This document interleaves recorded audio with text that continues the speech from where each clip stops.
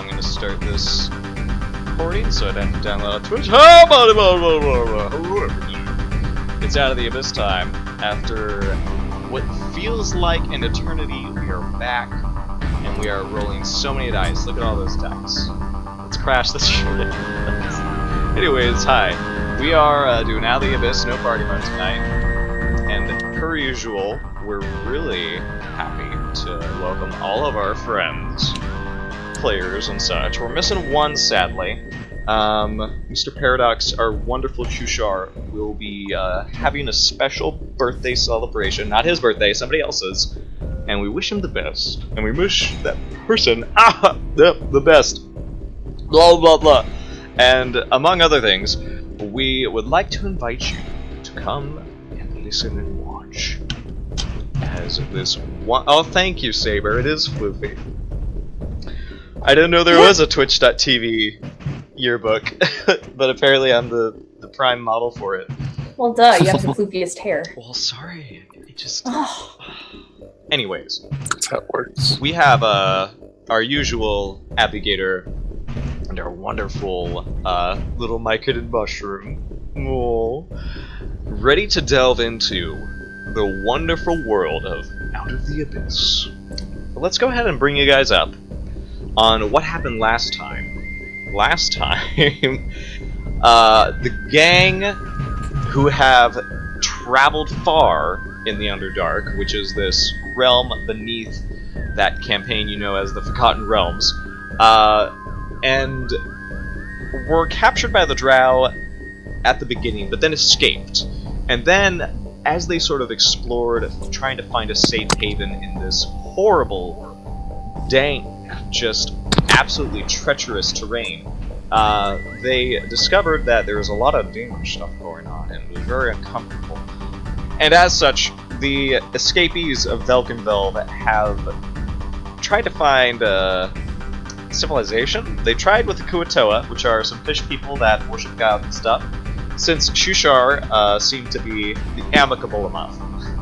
But it turns out, not soon after they were there, the Demogorgon just erupted out and just trashed everything. And strangely enough, some of the members of the party discovered, I've seen this before.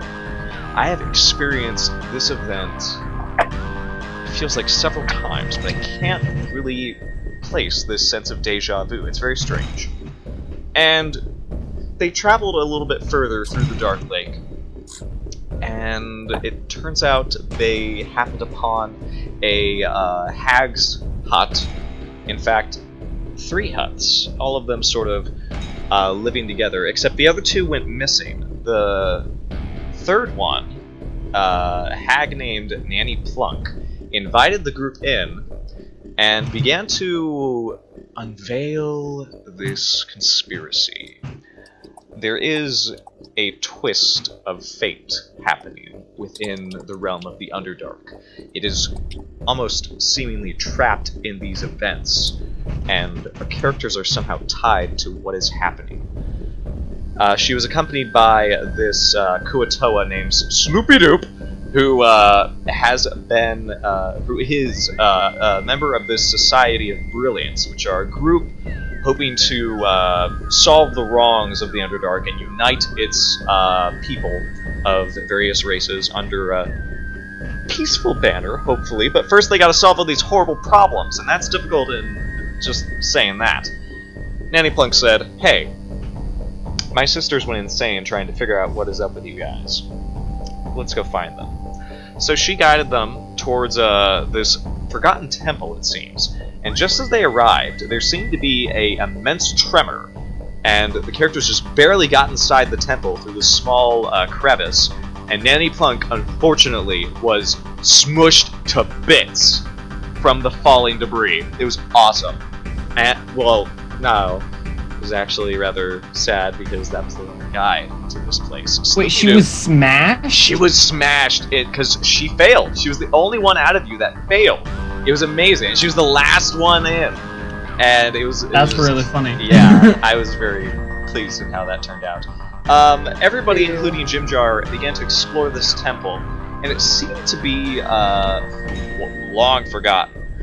it also seemed to be home to a number of oozes. And as you guys explored, you discovered that in one of the rooms there seemed to be an enchantment of some sort, or some sort of a lore, with these gambling games. And many of the NPCs stopped exploring with you and began to play these gambling games, seemingly against their will. You pursued forward, and you discovered there was a little tiny ooze named Glabagool! And Glabagool... Gosh, I wish Stu was here because he's so adorable. Glabagool, he's kind of like this little tiny new creature who's like just like, the world is amazing. I'm 2 minutes old. And he said, great. Gosh darn, this hag is hacking at me. She's trying to chop me into bits. Can you help me? And everybody was like, I don't know. You're pretty messed up, but okay. So they went forward, and it turns out Manny Polunk's sister, whose name escapes me, I think it was Mal, was trying to enact a ritual. And she was using the black oozes that were in these traps to sort of keep you at bay as she tried to complete it. Jimjar unfortunately fell in battle after gazing into her eyes and meeting them. He fell under some sort of immense, powerful magic of hers that just struck him dead. With a single look, after he was given the frightened condition, he was at 0 hit points, fell down dead. And the rest of you pushed forward, hoping to stop her, hoping to kill this hag. In the meantime, Jimjar was lost in this ethereal astral sea that was pulling him down. But he was pulled up by Jimjar. And that is the strangest thing, is that Jimjar made a bet with himself, with this other Jimjar, that he would, if he could save him, he would get him another body. Hopefully. Whoever this was. Wait, he made a bet with a schizophrenic alternate personality to try and get a new body? Something like that. For the alternate personality? Something I forgot like that, who yeah. he promised that He to. promised Sereth's body, but it cannot be delivered on currently, because as he came back, this other Jimjar remained. And there seems to be some more interesting bits about Jimjar that has turned up. He began to have coins appear in his pocket without any possibility of having them. He began to have rings of gold and ruby appear on his fingers, and he had new piercings on his ears, and it was just very strange, just wealth just accumulating around him. Lucky. No volition of himself. And after that, we sadly had to say goodbye to Monkey. But you guys slew the hag after she tried to do a fateful stab into the last bit of Glabagool that had escaped. And after that, Shushar was drawn with the rest of the NPCs after trying to insult the powers of this enchanting tomb, and join them in a gambling game. And that is where we left off. Sloopy Doop, the Kuatoa, is sort of hanging around with you guys still. I'm going to say the star is going to be him for now, but there's his portrait if you need to look at him. This is Glabagool, and it seems Darendelle, Glabagool, Jimjar, and Sloopy Doop are the only other characters who are not enthralled by the events. So, Stool, you... I went ahead and said you tried to revive Jimjar, but I don't know if you said you were going to revive him. I figured you would just be madly hopping on top of him on his dead body. I have no idea. I would still be trying to revive him. Oh, gracious. Wait, hold on. Actually, I think I might. Well, remember that bit of madness thing that you said to me. I do. I recall this. I don't. I'm probably Coffee. at very big odds whether to try and save him or not. Actually, I see. Because of that. He is alive. He arose. Okay, well that's good. Yeah, he arose, and he is now this different man entirely. We don't know that. You don't know that though, but he is very different. He carries himself differently. He has gold. He also has like 2 or 3 gold teeth in his mouth that were not there before. And there's a fountain right here. It is full of coins, wealth, and other things inside, as well as the jellified remains of Glabagool, who seems to have Where again? Right in this room. Right in this room. Yeah, okay. The fountain is filled with the jellified remains of Glabagool, this sentient, gelatinous ooze. Don't you say bad things about Glabagool. Oh my goodness. Lovely. But, yes, that is what you guys see. What do you want to do, by chance, now that this is all happening? All the other NPCs are down here, playing card games. So they're not too far away. And I'm actually going to bring the music a little bit to something else. Because, gosh darn, this is... So they're down there playing games. Yep. Glabagool, and that's Derith and... Darendelle! Darendelle. There. Coming in clutch. Oh, also guys, I'm gonna drop off. I forgot the giveaway stuff. Oh no! Gosh darn. Hi everybody who's watching. We're giving away One Night Werewolf. We would love it if you would try to win it. Oh boy. It's so much fun if you haven't played it, you guys. I'm telling you, like, this is one of the games that I'll have to run on the channel if I can, if people have Tabletop Simulator, because One Night Werewolf is... I got it. It is one of those deception games that it really brought me out of my shell along when I was starting this sort of thing, and really helped me with my improv. So it's also dang fun. So that's why I'm giving it away at the end of this month. I encourage you to follow this giveaway command and join. And beyond that, we do have donations if you want to help the people in this game. We also have a coffee because we love you. Oh wait, no, it's donate, isn't it? Yeah. Speaking of which, are you drinking decaf or regular coffee? Why? Go buy yourself some real coffee. No, but I have to get rid of all of the decaf first. No, you don't. No, that's not something that you need to do. I do. No, just throw that away. It's gross. You with your French press. It's cheaper than a regular coffee pot. Oh my god. I just found a spell that would have been so helpful in our crossing the lake. It's called Goodberry. Oh no! The 10 berries appear in your hand. It's a first level spell. Eating a berry restores 1 hit point, and the berry provides enough nourishment to sustain a creature for 1 day. I would have been able to do that every day. No, and you don't understand. Everybody has been failing their checks to find food and water. Yeah. It's been awful. We've had to eat mushrooms. Of all things, yes, that face, yes. Mushrooms are people too. Anyways, this is where we are. I'm gonna make sure that I have that prepared always. This is where we are in the Oozing Temple. Darendelle is coming down from his fury, and the rest, you two, I suppose, are sort of between Darendelle, Sloopy Doop.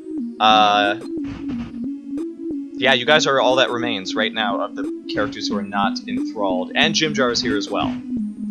Wait, what about Seraph? Seraph is also okay. Seraph is okay. She didn't. Yeah, 'cause I'm a badass. She didn't say blasphemous things like Shushar. So Seraph, Darendelle, Sloopy Doop, Goo, Sloopy Doop, Ront, and myself. Is Ront there? I think Ront's playing a game. Ront is also playing a Ront's game, playing yes. a game. Okay.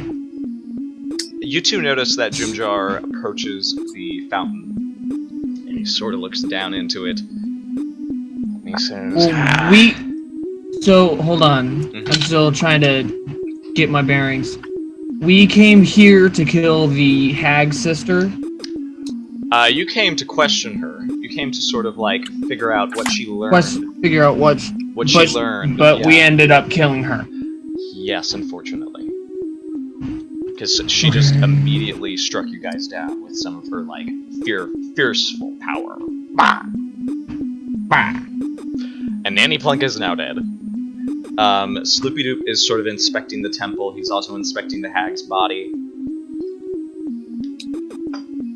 And he sort of looks up to Sereth and over to Stool as well as Darendale. And he says, "Now, what would the 2, 3, 4?" And he looks curiously at Jimjar and continues, saying, "What is your intention now? The hag is dead, her sister as well. As far as I know, there is only one more. And she is far off Well, in the Neverlight Grove."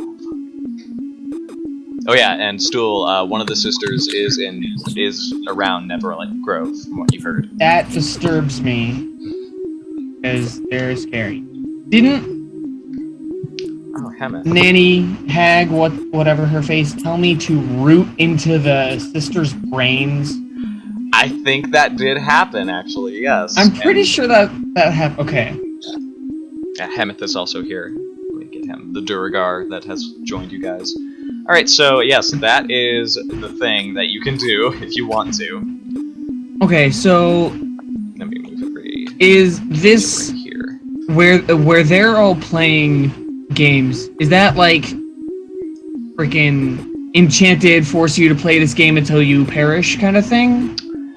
It seems like Or is that's it just how it is right now. That's how it is right now.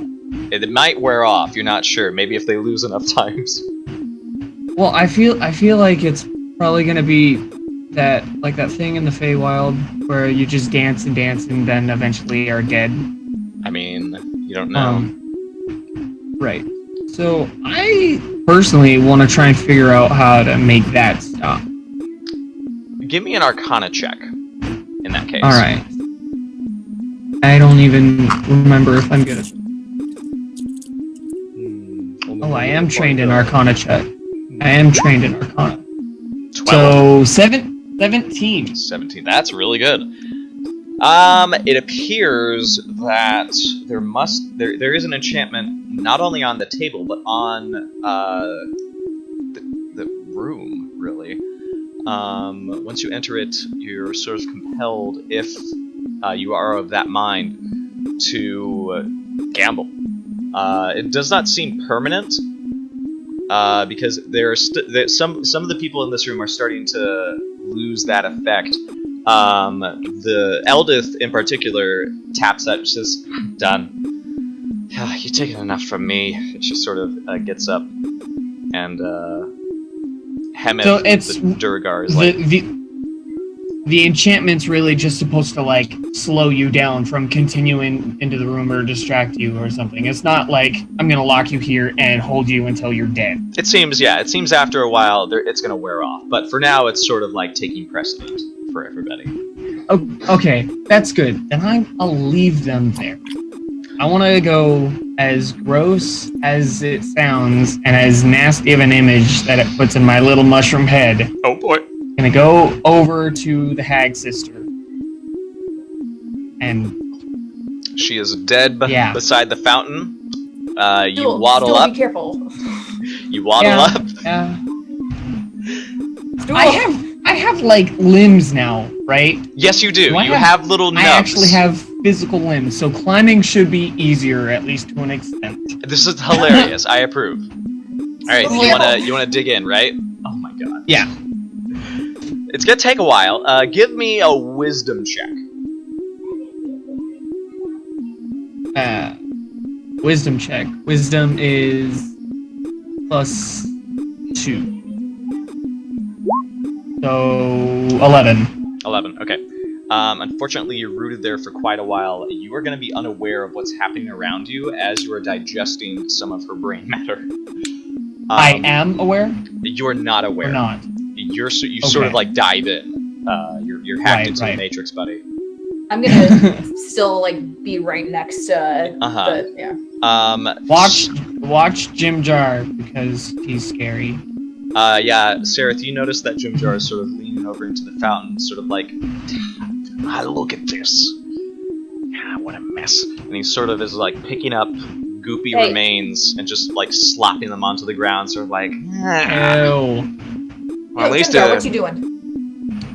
It's my fountain. Just making sure it's clean. It's your fountain. Yeah, it's my fountain. When did you procure this fountain? Within the time that we came in here and killed the hag? Is it now yours? Did you write your name on it? Well, I'm the only one that's saying it's mine. Do you contend? I don't think I really need a fountain. Thank you for the offer, though. Alright. I guess all this is mine then. And he sort of starts like grabbing all of the coins. You notice that his pockets never seem to get full. Oh god. Do you have a bag of holding in there? No. Why would you say that? I have a technical question that I've wondered for a very long time. Go ahead.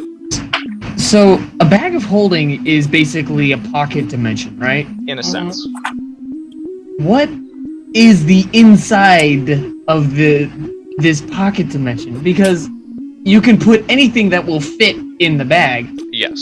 So, I just... Has anybody tried to stick their head inside of a freaking... Many D&D campaigns have been unfortunately ended by such a concept. It has happened. Well, I guess I'll just have to give you one and find out. Oh, well, that wouldn't bother me. Oh. Jimjar says to you, Sarah, well, I don't need some of this stuff. Maybe there's something you gave me. I got checked though, okay? I got first dibs. You're acting odd. Why are you acting odd? I'm not odd, I'm just me. That's odd. Yeah, that's weird. He says, go bother Ron if you want to argue with someone. And he keeps digging in. I think Ron wants to kill me. I think you want to kill me as well. Oh, I got bigger priorities now. This place is a mess. I gotta clean this up. Sloopy-Doop puts a hand on your shoulder. And in his sort of fishy voice, he says, I need to speak to you now. Oh, yes, of course. And he pulls you into this other room. You'll be... Can I somehow drag the body and stool with me? Yeah, sure. Just to make sure, because I'm not going to leave him by himself with these crazy people. It's not happening. Of course. Thanks, Abby. Darendelle is also sort of like looking through the fountain, just sort of idly, and then he starts talking to Glabagool, and Glabagool is like, "Oh, you're so huge!" And Darendelle's like, "Well, of course, you have to be a big, strong elf in order to attain these muscles." He just starts flexing for him. He's like, "Ah!" Yes. Sloopy-Doop turns to you and Sereth, and he says, "No, this is important. I'm telling you this, one, because I think you are the most trustworthy among this few, Sereth. For Darrell, that is an accomplishment. I have sent a message, magically, to my leader, the head of the Society of Brilliance. He will be arriving soon. And who is your master of this Society of... Master is not a term for the Society of Brilliance. He is a colleague, a respected one. Okay. And you trust this person? I owe him my life and my entire academic culture. You should respect the offer he will make you. Well, if he has an offer, that's a different story. If he gives the offer, he's an interesting fellow. He has many priorities. As you know, the Society holds the Underdark as its highest objective, protecting it. Which is odd. But okay. You have taken us this far, and so far, we haven't died, I think. That is to be seen. But you have survived today. I would like you to survive more. Please do not be alarmed. And, Zem, do you cast the teleport spell? Yes. Yeah, you can sense, where Sloopy Doop is. You sensed it a while ago as you were traversing the Underdark. After that big tremor, you were sort of trying to figure out what caused that huge tremor, because suddenly, many paths that you have used many times are suddenly gone, buried under rubble. This has been happening quite frequently as of late. And then you received a message from Sloopy-Doop. And he was insisting that you should come to him when you can. And having this power innately, this connection with the rest of the Society of Brilliance, you found a safe place away from the Fair's Rest, which is the innate suffusion of magic in the Underdark, and you cast the spell. All of you, including Stool. Stool, you're a little overwhelmed, so you're going to come out of this knowing a lot of stuff, and it's going to be slowly given to you after this little introduction. So here's this. Okay. There's a blue flash, and instantly, you two, or three, including Sloopy-Doop, see an individual. Describe yourself for us before I put the picture up, Zen. Or, I should say, Grazalax. So, you see a humanoid figure appear in front of you. It has a rather large cranium and 4 tentacles coming from its face. One of them slightly, a lot shorter than the other ones. It's a very small-looking humanoid, just very skinny and weak-looking, but still stands with a sense of... it almost seems like nobility. And just looking at the group of you all, he turns to Sloopy-Doop, and you all hear a voice in your head. Greetings, Sloopy-Doop. Fuck, more telepathy. Just what we need. Seraph is saying this out loud. Oh my god. God damn it. Sloopy-Doop bows very graciously, not like in a servitude way, but like, you know, he's honored to see you once again. It's been a while since he's shared minds with you. Right. And Grazalax is going to return the bow as well. Stool, you come out of the trance that you were sort of set in as you entered Nanny Malv's brain matter. Once your roots were sunk in, you were able to sense the last few bits of effort, including what she was hoping to do. This temple is a forgotten power. It was once a intense, highly respected community in the Underdark a long time ago, but unfortunately the deity and the people here went away. They never came back. The power of this place has degraded over time along with the structure. You get the sense that it must have been a deep gnome sort of place, so you expect it was devoted to some sort of deep gnome god, but you don't know which because, well, you're a Myconid. Gods aren't really your forte.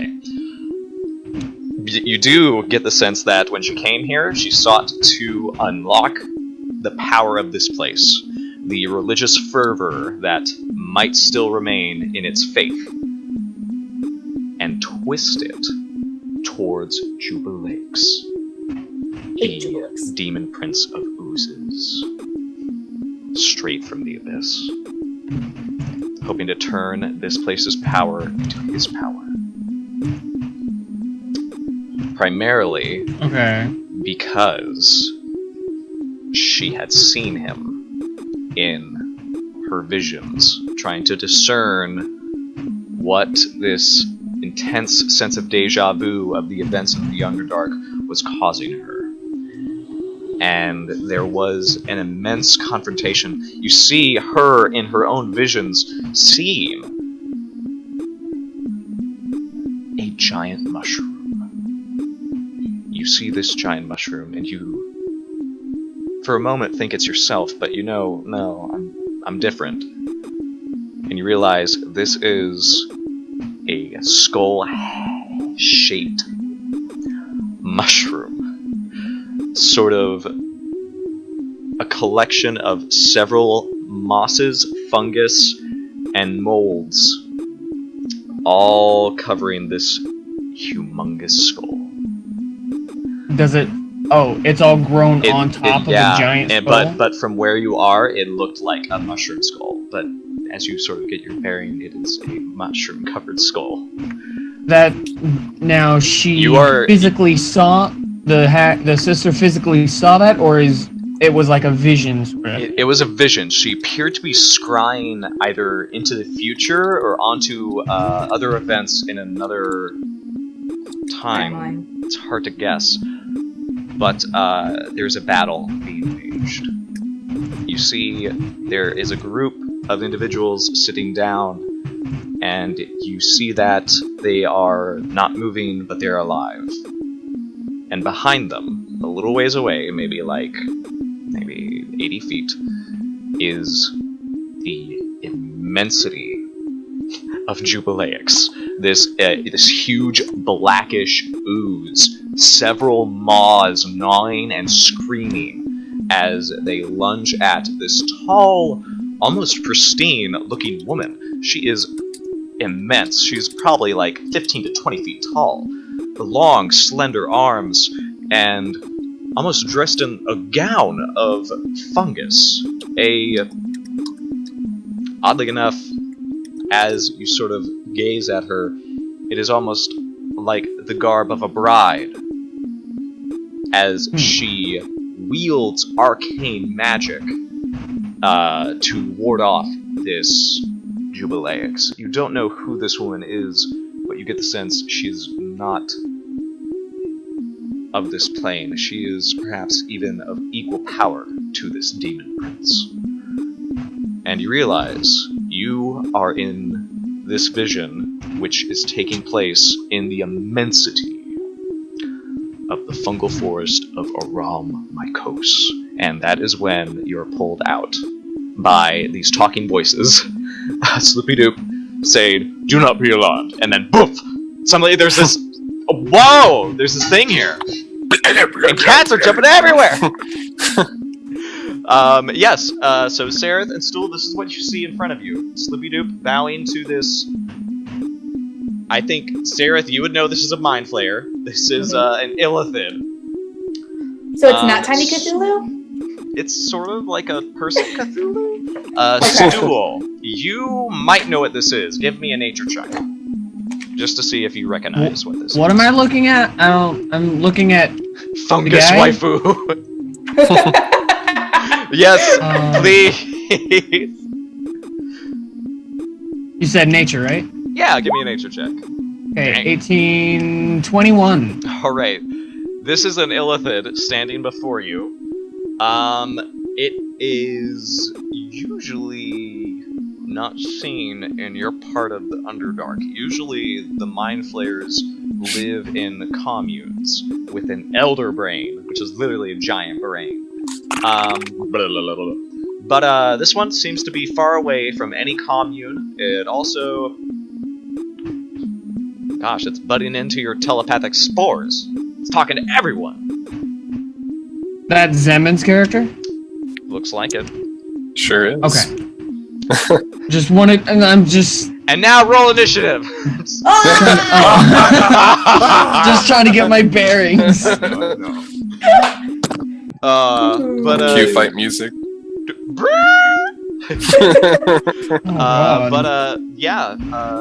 What do you do? Both of you. Three of you. Wait. I just am trying to process the data I've collected from the hag sister's brain cavity.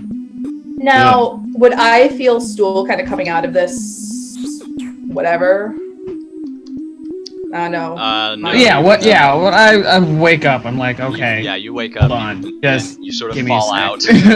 of the brain casing. All right, so I see this guy pop up. I'm like, fuck, just what we need, more telepaths. And then I notice stool waking up. You got a like, problem with? You got yeah.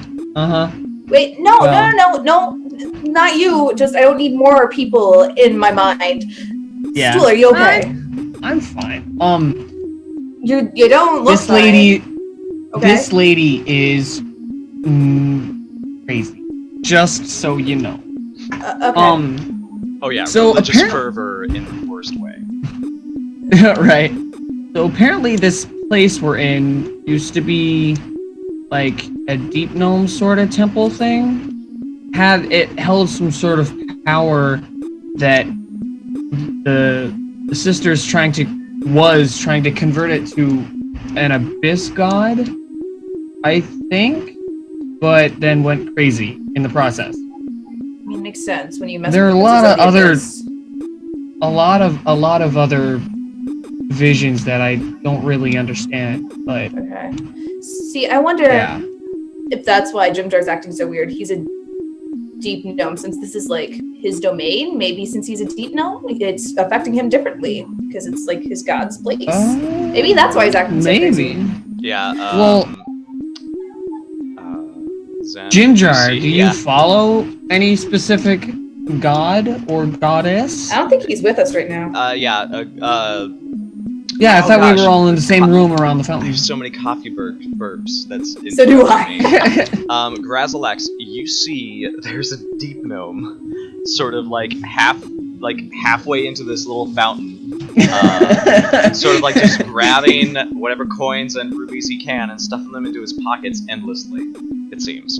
And there is a Quaggoth conversing with a little round ball of jelly with an eye inside. And this Quaggoth it's is Blob from that freaking Monsters vs. Aliens movie. It's Blob. Yep. Babagoo. But yeah. Greetings. I am called Grazalax. Okay. Sloopadoop has told me many things about you all. I heard that there was a deal going on. Are you going to offer a deal? I'm currently investigating. All right, well, come investigate away. And then I pick Stool up, I put him on my shoulder, and then I walk back to everybody at the fountain. I'm kind of wondering, do you feel comfortable with him doing that? You just saw Stool just, crawl into a head. Oh yeah, I just freaking, dug my feet into this thing's skull, and you're just like, alright, come on, let's go. Dude, when it's Stool, it doesn't really matter. Anybody else would be like, nope, you stay there with Stool. I'm just like, it's Stool. He's got some blood and guts on him, not a big deal. Brain matter. Brain matter. Go forth. Continue if you like. And as they're trying to turn away, Grazalac, I guess, speaks louder in his mind. If you're interested in what happens here in the Underdark, I suggest that you listen. You mean what happens on a regular basis, or what's happening right now? I understand that the Underdark is a very, very... He kind of pauses for a second and thinks of the word morbid place. Well, yeah, I grew up here. Of course it is. As did I. Congratulations. But with these sightings and tremors surrounding the abyss, it's concerning for all of us. And at the Society of Brilliance, we're looking for the greater good of the Underdark. The greater good of the Underdark. See, unless you have something that can affect me personally. What do you think will happen Well, if these demons start taking over your towns, your cities? See, in my city, if I go back, I'll probably get beheaded or turned to a slave. And in my opinion, I really don't care about the rest of the Underdark as long as I'm safe. Yeah, I don't mean to sound like mean or anything, but like I'm pretty sure most of the Underdark is kind of like out for themselves. I don't know. I grew up under a tree, so it's just the general vibe I get.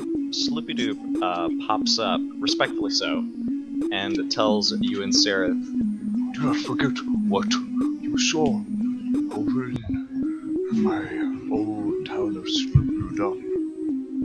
That will happen frequently. Well, I mean, it did seem like that thing, whatever it was, and don't get me wrong, that was terrifying. And dear God, please no. But it seemed like it was just going out for the city, not the people itself. Just like wanted to break things or something. I don't know.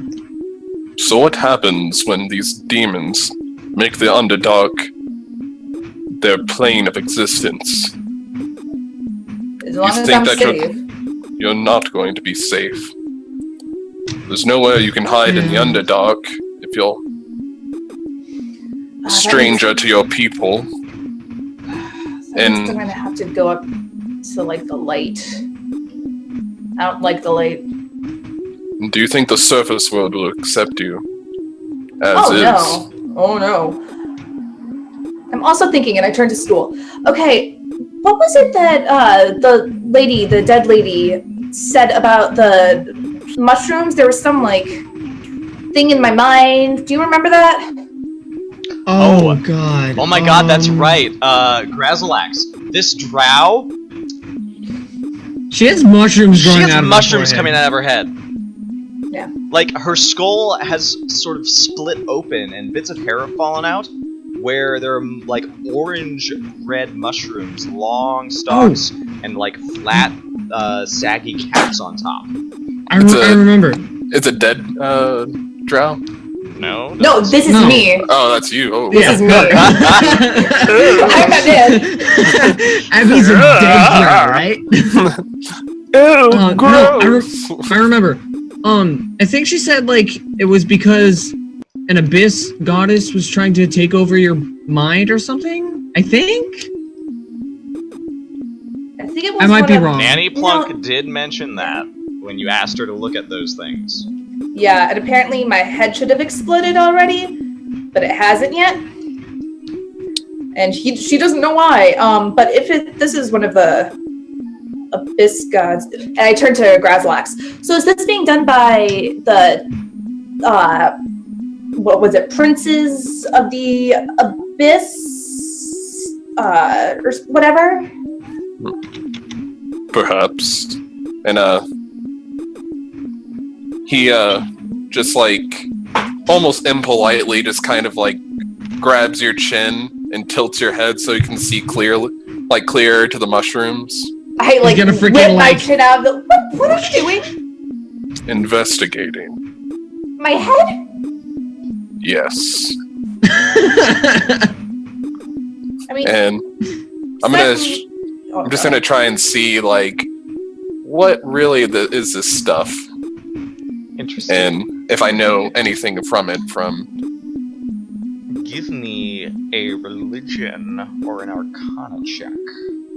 I'm Can I help with this? Can I help with religion or arcana somehow? If you want to tell him everything you know about the mushrooms, I will let you help him with advantage. So that's if Stool wants to start talking. Do you want to tell him all about them? Well, yeah. I mean, if there's some way to get rid of them, unless you like. I mean, personally, I think they're kind of hot, but I assume you don't want them there always. I honestly don't really care at this point. I think I forgot to mention something important to Stool, because I know he's a little shrewd. Somewhere you remember that mind flayers like to eat brains. What? Mind flayers, illithids, like to eat brains. It's their only it's their only form of sustenance, really. What, he is? Yeah. Right. But you can still help You can go ahead. You can go ahead and take about 4 or 5 steps back, sir. But you don't have a brain. I'm so sorry. Yeah. With a 9, he won't be able to do it as well as he could have. Well, can I try? I mean, I'm proficient in Arcana. That's true. Yeah, give me and religion. I'm proficient in both of those. Go ahead and give me either or, whichever you think. I mean, it'll be the same anyway. They're both 5. So, nice. That's what.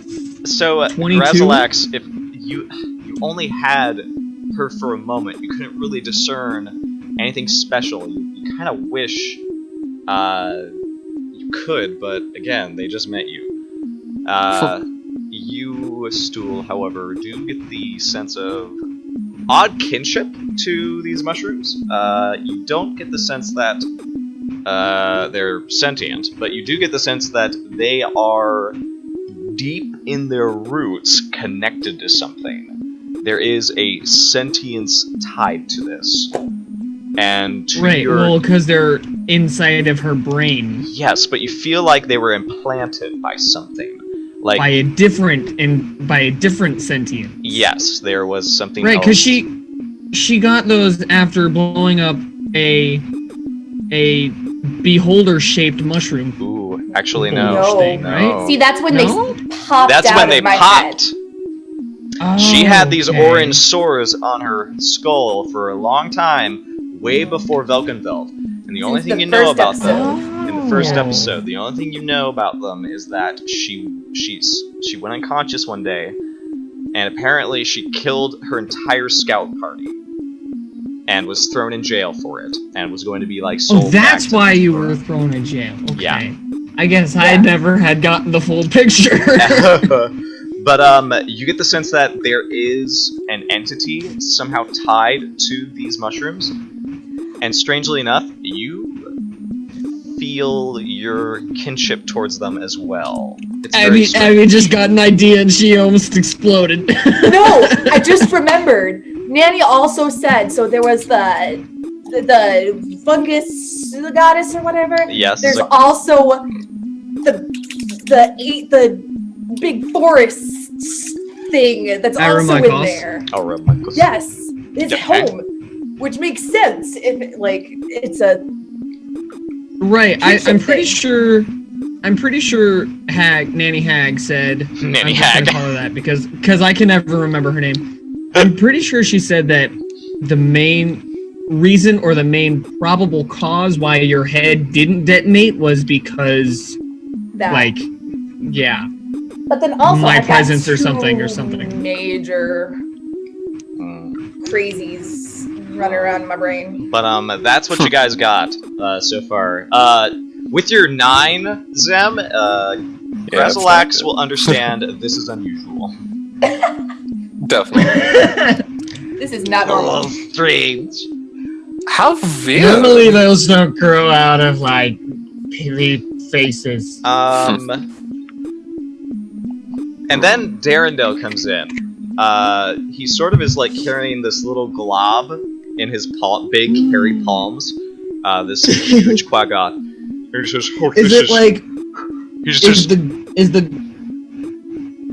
the glob bigger or smaller than Stool? It's a little smaller. but the eye takes it I want to hug it. Oh my god. And he's holding Glabagool, and he just says, "Oh, it's so.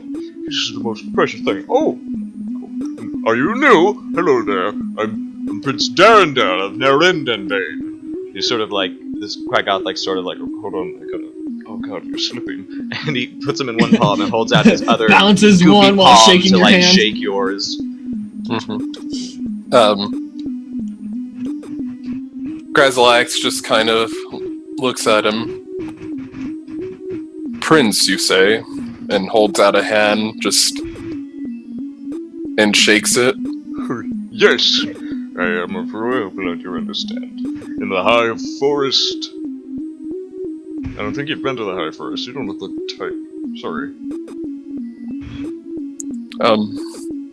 You know, technically, Darendale, neither do you. He looks at you and says, "For such a small thing, you are rude. Rude, I say." No, that wasn't being rude.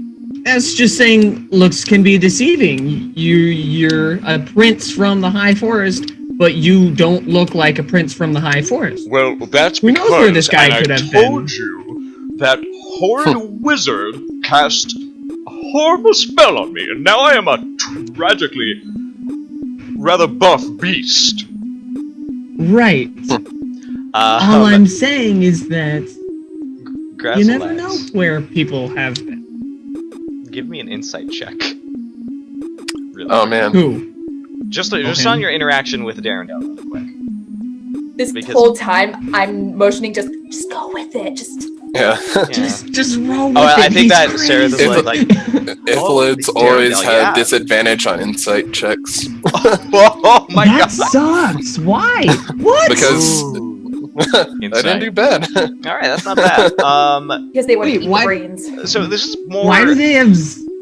That doesn't make sense. Your observation, Grazalax, is that this Quaggoth has a very unusual reaction towards you.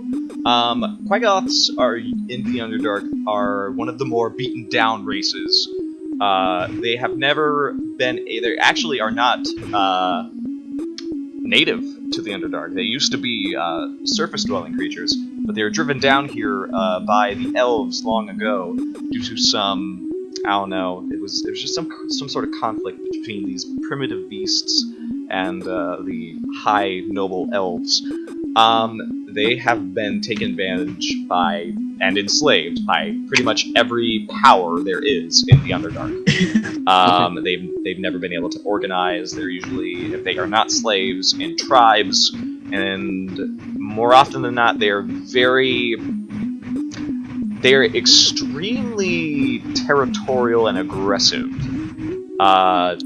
So this is very out of character. This is for extremely Quaggoth. out of character, and particularly because you're a mind flayer. You would have gotten claws immediately at your throat if this was any other Quaggoth, due to you being a mind flayer. The reputation for mind flayers is pretty substantial. With Quaggoths, they kind of just drain these things of all thoughts and then use them as cattle or as like pack animals, really. Right. If you remember your time in your commune. He didn't like it much then. It was too much of a only thinking out for themselves rather than for the greater good. So, Grazalax, he's going to think in Elvish and ask the prince if he understands Elvish tongue. And because of your telepathic link, it does instantly translate to Elvish, because Stool's telekinetic spores sort of like break the language apart. Yours, however, is a direct link. So you ask in Elvish, do you understand Elvish, buddy? And surprisingly, this Prince Darendel returns to you in a very flowery, noble tongue of Elvish back to you. But of course, my friend, it is... sometimes I wish it was the only language under the sun. That's really weird. Quaggoths might know Elvish because of their relation to the elves, but it would be Drow by now. It would be a Drow Elvish tongue instead. Drow, they're kind of like they. Gosh, just look at Sarah. It's a pointy language. Like, ouch. This, however, is it's like water dripping off of the bud of a blooming flower. I want to just kind of see if I can't see if he's cursed, as he says he is. I think you would have to just give me an Arcana check. Okay. No. By the way, I rolled very low most of the time, especially in things I'm proficient in. But I'm getting it out before combat, so that's good. That's good. Hey, well, that's the most important part. Yeah, I'm just puzzled. I'm just okay, so that you know that there are spells to turn other creatures into other creatures. You don't know if they're permanent or not, but you do know this Quaggoth knows Elvish. He speaks very refined for a Quaggoth, and you imagine he would have had to fight against his instinctual nature to rip your tentacles off your face when he saw you. And he just did not miss a beat. It's very strange. He just... Grazlax just kind of makes a weird, clicking, sucking noise out of his mouth hole because it's just it's so strange to him, just and just kind of composes himself for a second. So do you actually have, because I don't know much of the anatomy of you guys, I just know you like to eat brain matter. Do you actually have, speech abilities other than telepathy? I do, but I don't like to use it. It's not as fluent. Oh my god. If only I could, explain. But I won't, is it just because... a bunch of sucking sounds? No, it's actually... Alright, Grazalax, I'm gonna say this just so they can be appeased. You have a mouth. Yeah, it's The mouth doesn't have any fucking lips, though.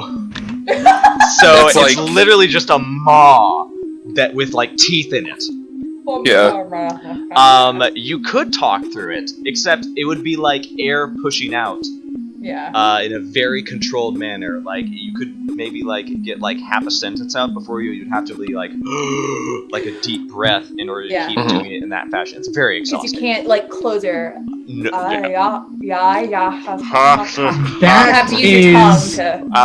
That is honestly one of the most disgusting verbal descriptions of anything I've ever heard. No, I don't know what you're talking about. You're just talking like this. No lips, no teeth, no lips and no teeth, just an open hole in the front of his head.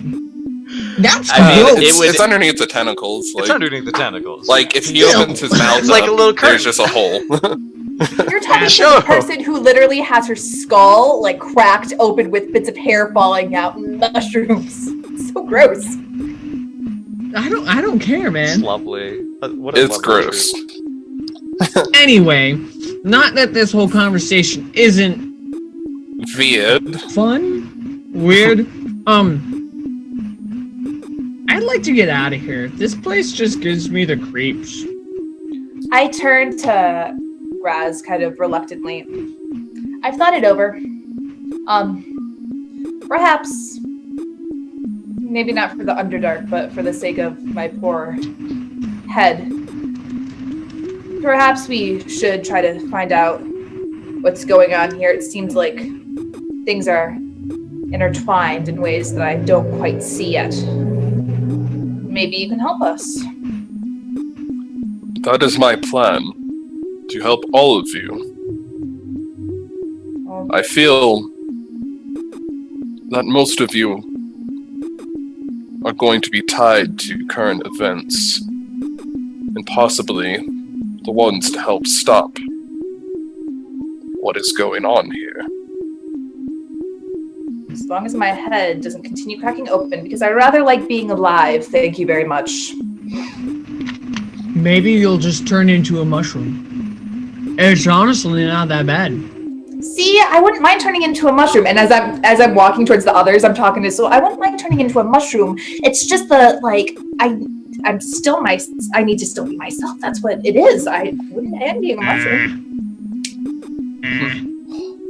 Well, Grazalax, as you're joining them down to this room, it's this room right down here, and you would know that there's a game going on, apparently. And it's starting to wind down. Some of them are sort of like tired of losing. They're tired of like betting. These guys don't have a lot to bet, really. And are they betting fingers? Just like that one. Chop. This one. Just cutting it off. I'll bet a finger.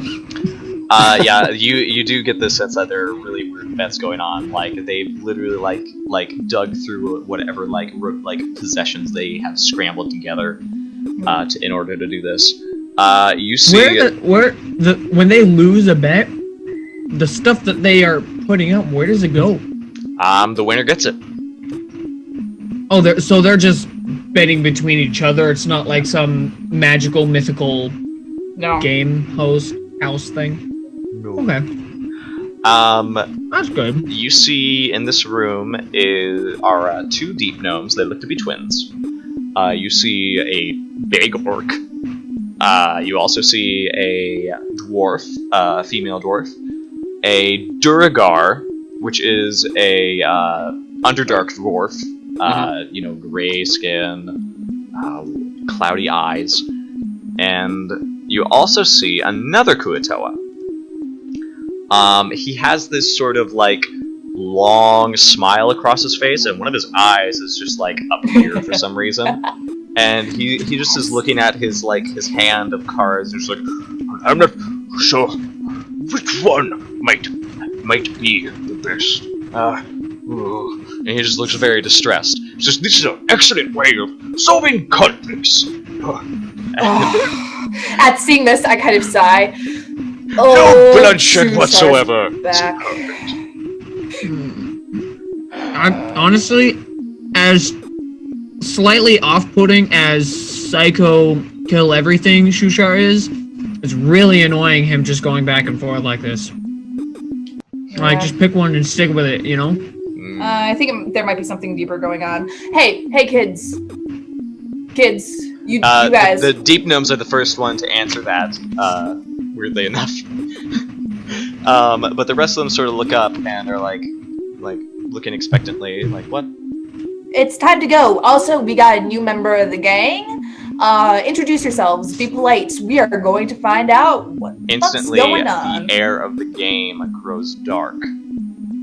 And Eldith, she doesn't have any weapons, but she sort of, stands at the front, very stern and stone-faced. The Duragar immediately lets out a shout, and he sort of, points over to the door. Ront, give me back my axe! Give me the axe right now! And, Ront is just sort of, just looking between, everybody else, and being like, nope! I won! This is all mine! He's accumulated quite a lot of stuff. He's like, he can't even wield the two-handed greatsword that he has and the axe at the same time really any fluently. The twin deep gnomes sort of look at each other and they go underneath the table. You guys, no, my brain is literally right here. If he's gonna eat anybody's brains, y'all probably choose me. Calm down. Shushar. It doesn't act. He doesn't even seem surprised. He just lifts up a big scaly hand and just waves. Just, oh, hello! We are gambling! It's a wonderful hobby! And Jimjar sort of walks past you guys. And he says, alright, I got enough for my bet. Hold on. What's going on here? Why don't you guys play? I just got all my stuff. And he starts throwing all the coins out. He's gonna empty out so much money. I bet this against all of your lives. You are all mine now. children, we need to leave now. This is not time for gambling. This is time for leaving. Turvy, the female deep gnome, sort of pokes her head out from under the table and says, "We're leaving? With that?" I told you, if he's going to eat anybody's brains, it will be mine first, because my brains are sticking out of my head. So, if anything happens, just direct him towards me, okay?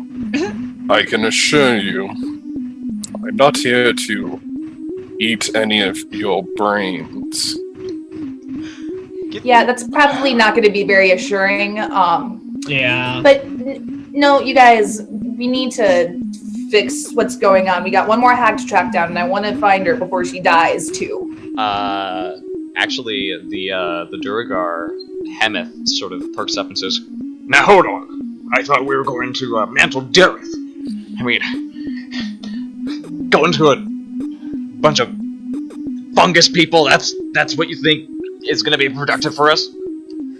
I think so. That's where the next tag is. However, if you feel like going to Mantol-Derith, please feel free. Go ahead. I'm standing right here also, so, yeah.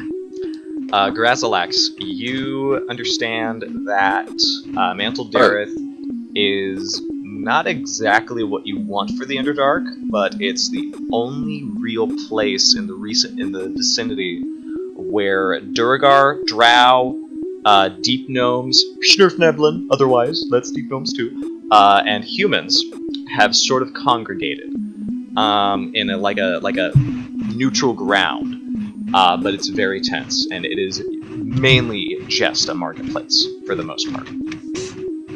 Okay. And he's going to say, where is it that you are planning on going next? He says to Sereth. Well, we're going to the Neverlight Grove next. Excellent. I need to visit Philo. Is Sloopadoop with us? He is. Have you heard from Philo recently? He shakes his head very sadly and says, Fortunately, I've not been in the vicinity. And many of our other members are so far off, it's been difficult to keep track of. Oh, yeah, Society of Brilliance. Philo. he says a little bit lower, just shakes his head. Stool, you know who Philo is? Oh, I do. Yeah, he's one of the sovereigns. Oh, wait. I know who Philo is. Yeah.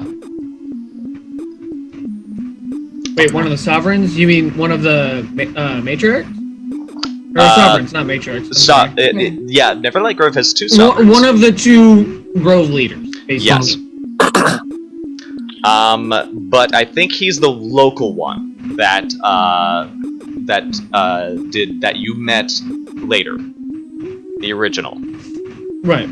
Yeah. The original. He isn't the one who found you. He isn't the one who found you. Right. Right. All right. But then Hemeth, Eldith, and Jimjar and Ron sort of say, in different ways, no, we'd rather go to Mantol-Derith.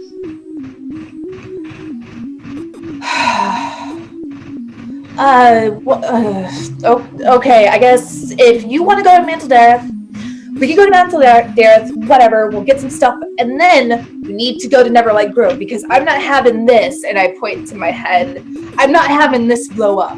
I like being alive. Honestly, I prefer going to Neverlight Grove first, because who knows how long Sereth's head will remain intact. Yeah, don't you guys care about me? That was a really bad question to ask them, because I don't think they do. I know. Eldith, I say that privately directly to her. The whole time I'm like, oh no, I know. So Eldith Feldrun sort of crosses her arms and she says, Sereth, you're my best available friend, okay? So I'm sorry, but I don't know how, but I just lost everything. My shield's gone. Yeah, you guys missed a fight while you were gambling, by the way. There's a fight? Oh, yeah, that the old hag, hag's is she dead. okay, by the way? Oh, no, she's dead. No, Oh. she's dead. She's completely and utterly. It would have been nice to have you mush. guys, but whatever. If you want to go to the marketplace, I guess we can go to the marketplace. I'm just saying. Well, it's just that some of us need weapons, some of us need armor. You're asking us to go all the way across the Underdark to this. Okay. That's actually a really good point. We'll go to the marketplace. I mean, it's great that a lot of you can throw all this magic around, but come on, I got nothing here except these 2 myths, and they're only good for arm wrestling and Ront, or breaking his neck. Ooh. And I Ront look at her sort and of- I'm like, Those be fighting words. And he says, yeah? I mean, we don't have to wait till Mantol-Derith. We can just try it. Oh, come on, guys, really? Just cut it out. There are bigger problems to handle than like my head. squabbling. Yeah, alright. Even bigger than that. Jimjar Though sort of that's kind perks of a up and stretch. says, well, listen, how about you guys? You guys go on ahead. Listen, I'm gonna mosey up here and clean up a bit. I'll meet you at Mantol-Derith, okay? Oh, let me show you. Jimjar- And he Jimjar guides you said that? guys. Yeah, Jimjar said that. He guides you guys over here. So all of you will be like Back to the fountain. No, the other chamber that is next to the fountain. I am following, but very cautiously. Yeah. And he sort of like points up and he says, "All right, so listen." And you see this room is sort of like, it looks as though the tremor might have broken this room, so it's got like this big crack in it, and there's water pouring in. And he's sort of like, now, oh gosh, I'm so not used to this. Let's see. And he starts looking through this wizard's book that he's always had, but he's looking through it like almost like he's just now getting familiar with it. And he's just sort of like, let's. Yeah, Are you really Jimjar? Oh, what? Are you really Jimjar? Yeah, I'm really Jimjar. Give me a second. Insight check. Okay. Hopping in on that also. Okay. 15. Insight 7. 7. Sarith, you get the idea that this is not the Jimjar that you knew. He has different mannerisms, and he has different. He's almost just as abrasive. Tunarth. Now it ends in a 0. Aw, thanks, buddy. Tunarth gets a happy strawberry possum with $6 going to kill that ungrateful XSplit bar. Mm-hmm. Gosh darn, we love you, buddy. Tunarth, go ahead and with $6, let me see. You can give a modifier dice. I'm gonna let you give 2d4s to whichever character you prefer on screen right now. Let's go ahead and say Jimjar is definitely him, but this is not the Jimjar that you knew. He's more abrasive, he's more brash, and he's greedy as fuck. Yeah. Apparently. And he's decked out in wealth. Exactly. Okay, so you're not acting normal. We know that for some reason there's alternate, like, are you a Jimjar from like one of these weird alternate timeline thingy majiggers? I don't know if he'd even be able to know. Oh no, don't start telling me what I don't know. I'm saying you I might just need not to be find able a spell so you can leave, and you can stop talking Wait, like no. this. Jimjar, over the past little while, I don't know, day or two, have we all been acting different than what you expect? He doesn't really know how to answer, and he just he decides not to, and just keeps flipping through. He's a changed man. And then he goes, ah, there it is. Okay, I just gotta... Oh my gosh. Can I use one of these? Yeah, I'll use this one. And he sort of like points at his sapphire ring and just sort of like gives this rushing wall of water that is pouring down, sort of the middle finger. And this ray blasts out, and he just sort of like twirls his hand back and forth with the finger extended. And he makes almost like a flight of stairs that goes up into this. And he sort of looks up and says, yeah, that'll do. You guys can just mosey on up. Oh! Grazlax just eyeing this deep gnome very, very cautiously. Because he did not expect that And then he out sort of of that thing. Wait, he so sort of like he rubs built- his chin and he says, I bet, let's see, yeah, Sarah, I bet you can't make it 3 steps without slipping and falling. God damn it. If you cast something to make me fall, whether you're the Jimjar Wait. I know or not. It's just ice, baby. It's just ice. Wait, hold on a second. Uh, He built stairs leading up to where water was falling in. Guess towards the out of this cave thingy. Yeah, up and out. By the way, Sarah. Oh, and it Grazlax, does go out. Okay. Go to your inventory and just make sure you make a note that you have D4s. You have 1 D4 to modify any roll. You've Thank been you, blessed Tunarth. by the Tunarth. The Tunarth has blessed us. Yes! And then he sort of says, "Okay, well, listen. How about this? Let's see. Give you a platinum if you just live and just break your butt. It'll be hilarious." Nope. I guess you'll linger here with me then. And he sort of like starts like picking up rocks and stacking them in the corner and sort of like, is this really wrong? Is that... I'll bet you if you explain why you're acting so differently. I bet that you are not willing to tell me what's going on.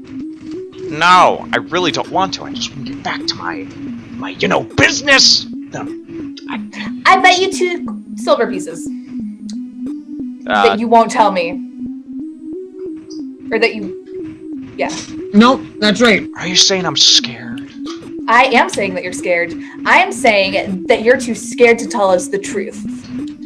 And you just want to hide away in this weird cave because you're too scared to tell us what's going on. Well, sweetie, you better pop out those 2 silver pieces. Come on, because I'm about to lay the download. I kind of pull out 2 silver pieces. And Do you have 2 silver pieces? Shit.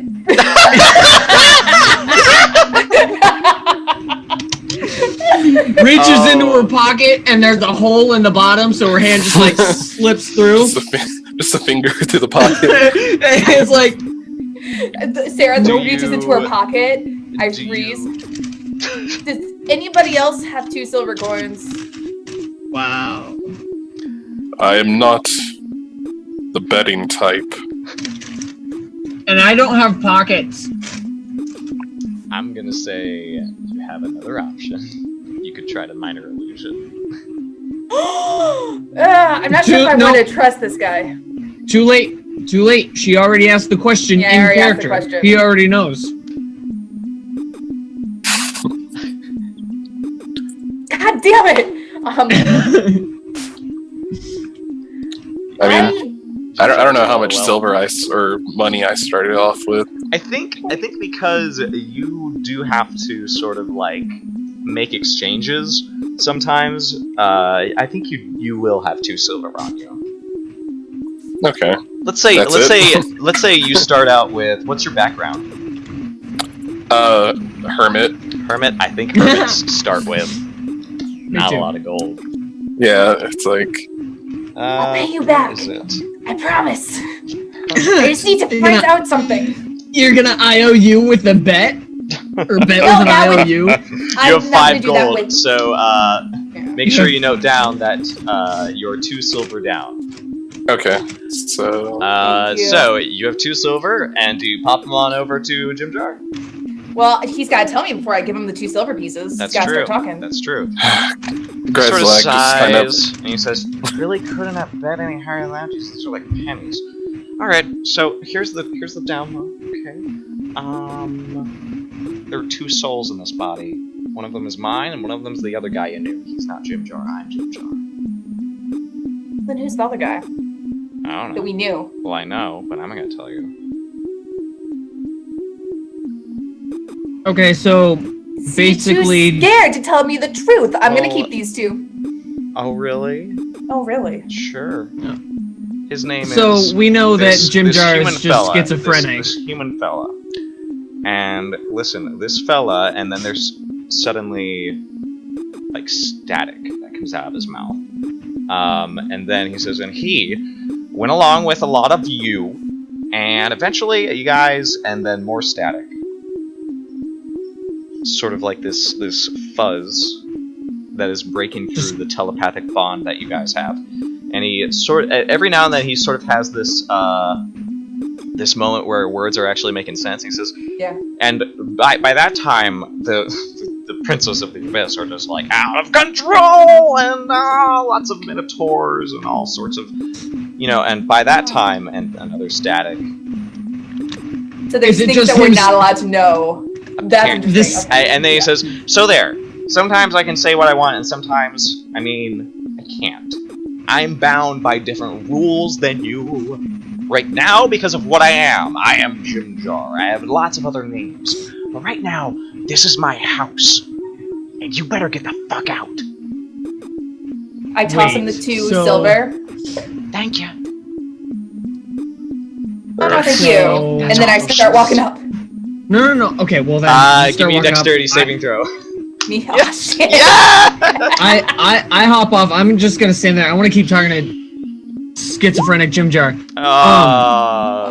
Second step.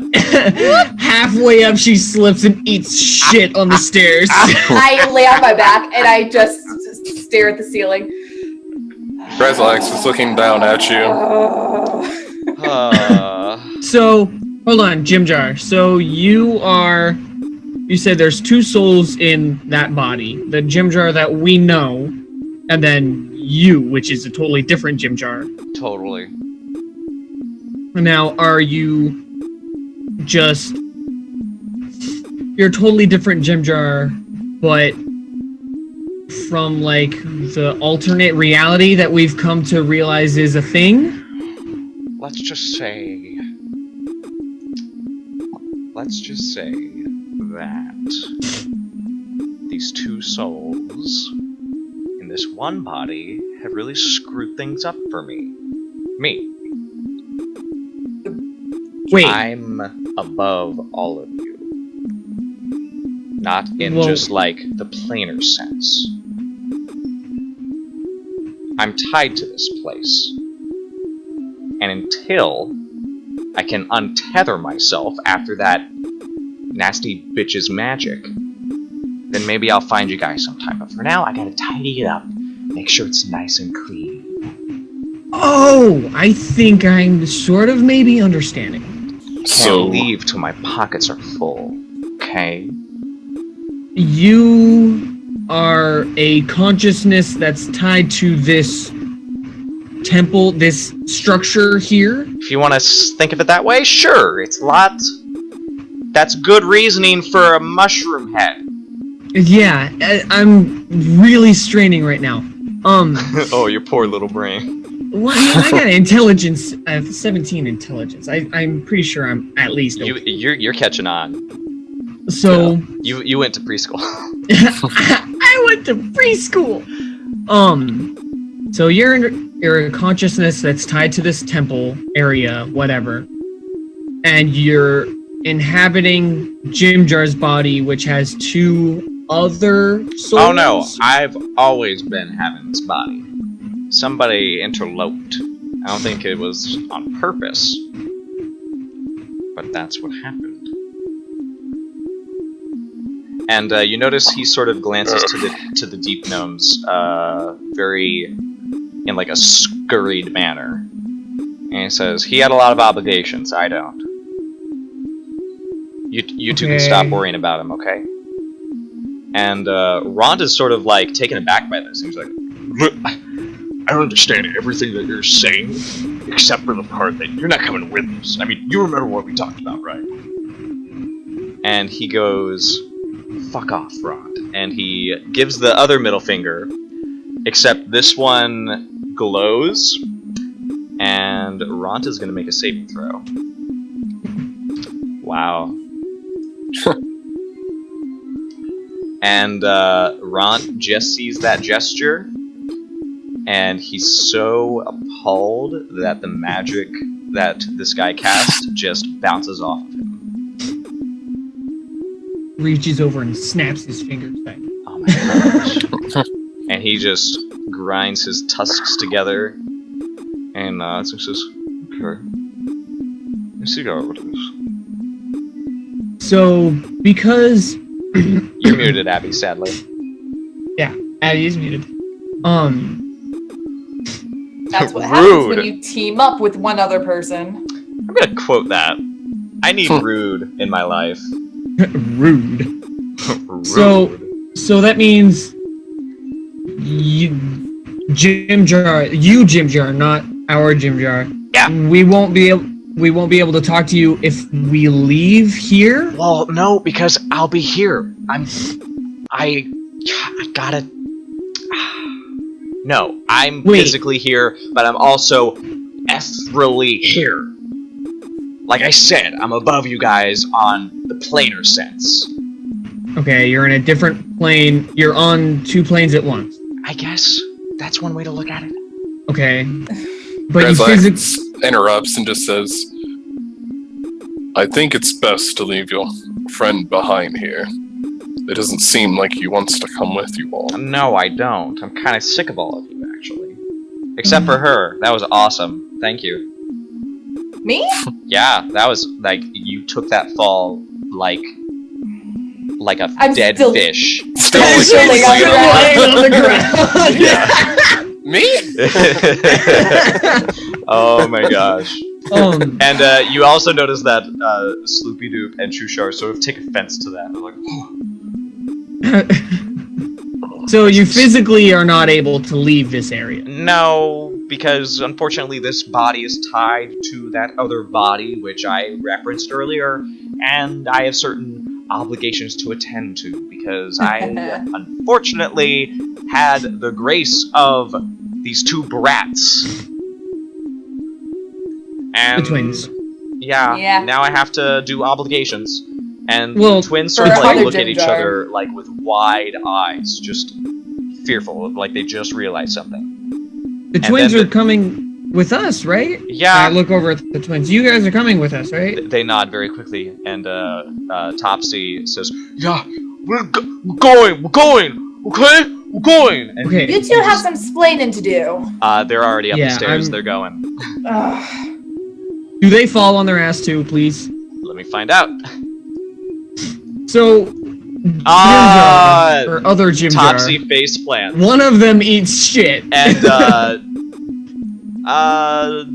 Grazlax, give me a perception check Okay. for that natural 20 that kid just rolled. That's beautiful.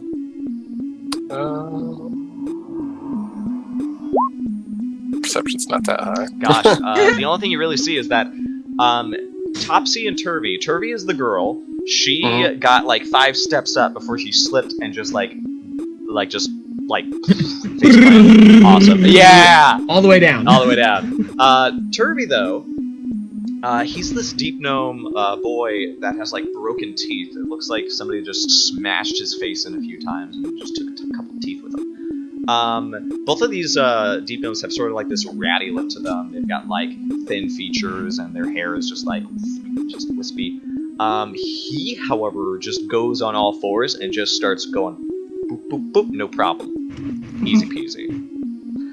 I'm not gonna roll saving throws for everybody, so I'm gonna say if you guys want to leave, you can totally just walk up these stairs.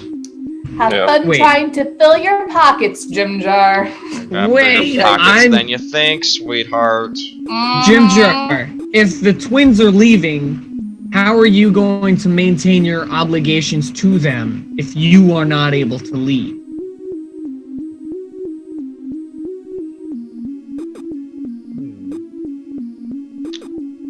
What do you want out of that? What do I? What is your intention? Want? What is your intention when you said that? Oh, my intention is Yes. just to try and figure out what the fuck physically and scientifically is happening because Okay. I Now, am so confused as a player okay. that I want to know why. Okay. Give me an insight check. Oh shit. Just a beautiful insight check. Nope. 4. 4. A big old gnarly 4. You are not proficient in either mental illnesses or Sorry. the larger scheme of the planar systems. I am So, trained in medicine though. That is true, but this is not a medicine check, is it? Can I diagnose him as schizophrenic? No. Yes. As long as you feel like it's schizophrenia, sure, it's schizophrenia. I mean, that's the only thing that makes sense to me, that he's got some weird... Like, I totally believe 2 consciousnesses? Conscious eye? I don't know how that works. 2 consciousnesses in So- one body. I just... He just sort of shrugs and says, "They're not my problem. They were his problem. But Now you they'll just still, have." But you just said that you still had obligations to the 2 brats. his own obligations, not the last one's obligations. I'm getting the feeling that this temple trumps them, sadly. Besides that, they hate the fuck out of that other guy. Oh yeah. Well, Here's what I'll tell you: make To sure they be get to Blingden Stone. Chip, Grin, Gold Whisker. That's who you need to bring him to. You'll get a reward if you do that. Just Ooh. that's I'm leaving it Wait. in your care. What can I ask? What the reward is for? Are they being like turned over Now to? here's the thing. You guys will get a reward. If Jimjar brought them, he wouldn't. Well, Jim, I kind of just. That's what an obligation is. You guys are turning in a reward. You can tell him whatever you want. Tell him that Jimjar died, or something like that, and you just were following his obligation, and you'll get rewarded, I expect. But if Jimjar himself, Shows up, then it's just the noose around his neck is no longer there. That's Yes. what he gets. I assume Jimjar made some stupid bet for some other guy to save I think his own he skins. lost a bet with another guy, and now his obligation is to find these twins, or something. He owes this person something. Same sort of thing. You know, that's how it goes. You win some, you lose some. And All right, mouse stool. Oh. do you guys want to do anything else? What was that name again? Oh yeah, Blingden Stone is the town, and Chip Grin Gold Whisker is the name. And from there, Glabagool, still in Ront's paws, sort of looks up to you guys and says, "Listen, I'm new to everything, and I'd really like it if you want to pick up with you." Yes. You are coming with us. Good, if you because I so desire. I get the feeling that I need another eye, and I can't really take one here. I could take an axe, but I don't think that one is very good, because this one's a little big. You know, I know the feeling of feeling like you need more extremities. Yeah, because she chopped off everything, kind of. What a Is bitch. there a way to gain more goo? That's a sentence that I never thought I'd ever say. The ooze says, "I don't know. I'm not very old. I don't know." Well then, guy, you and I are gonna be best. Stool has completely forgotten about Jimjar already. It's just, let's go. Yes, Goo he's sort of like friends. goes like bloop, bloop, bloop, bloop, bloop, happily. Happily bounces. Yeah. All right. And then you guys leave. And from there, we have to determine, finally, are you going to Mantol-Derith? Yes. Can we I see think the we map? are. Yes, let me take you. Oh, whoa! Do you guys? Wow. Coffee bear! Delicious. Mm. Alright, so you guys are currently somewhere on the Dark Lake. We're in the Dark Lake. We're not off the Dark Lake. You're off the Dark Lake, sort of in between some of the tunnels. The harsh tremor seemed to have completely rended the old ways that you guys might have gone through. And we are going to do some traveling. So I'm going to need a survival check and just to find your way. And then I might also need, let's see, unless Stool does a Good berry. good berries. Are you gonna do some good berries? Hell yeah, I'm doing Alright. good berries. Yes! In that case, we just need a survival check so that you guys can find your way to Mantol-Derith. Hey, what's your name? New person. Oh, Grazalax. How good are you at, like, you know how we're trying to find a path? Let's say, hypothetically, that to find that path, you had to, like, roll a dice, and you had a modifier that was hypothetically survival. Hypothetically, what kind of stat would you have? Are you good at surviving in the nature, finding your way, stuff like that? Well, out of character, Grazalax does have the trait or feat keen mind, where he always knows where north is. Well, then that sounds... I think that'll give you advantage, actually. But he's not really good at it. So, but fuck it, let's give it a try. Yeah. I can. You are I the haven't best. been to. Where are we going again? It looks like they're going to Mantol-Derith. London. Okay. Mantol-Derith. Yeah, Neverlight Grove is a little ways off, but Mantol-Derith Yeah. is right there. Everybody's Yeah. like, meh, I don't wanna. Hey, not bad. 18, All right. yes. Okay, so here's what is going to happen. You guys are going to be able to find your way around to that region called Mantol-Derith. And at one point in the next few days of traveling through these, some of these tunnels are like almost flooded. You guys are like waist deep in water as you're sort of moving through them. Other ones are sort of like clearly been sort of ripped apart. Rock and other new paths have opened up. Grazalax, this is particularly frustrating because you know a lot of safe passages, and a lot of them are now just completely rended apart. It's very sad. And at one point, Snoopy Doop sort of puts his hand on your shoulder, and you both sort of realize instantly that Skris is nearby. What is that? Skris is the third member of the Society of Brilliance, and he sort of very quietly says to you, I think I should take this chance. You should stay with them. We have to warn the rest of our friends of what is to come. I will stay with them. Try and protect them the best I can. Seems that they have a very troubling times ahead of them. As do we all. Good luck. As do we all. I wish you the same. Oh. and he sort of like laments a bit.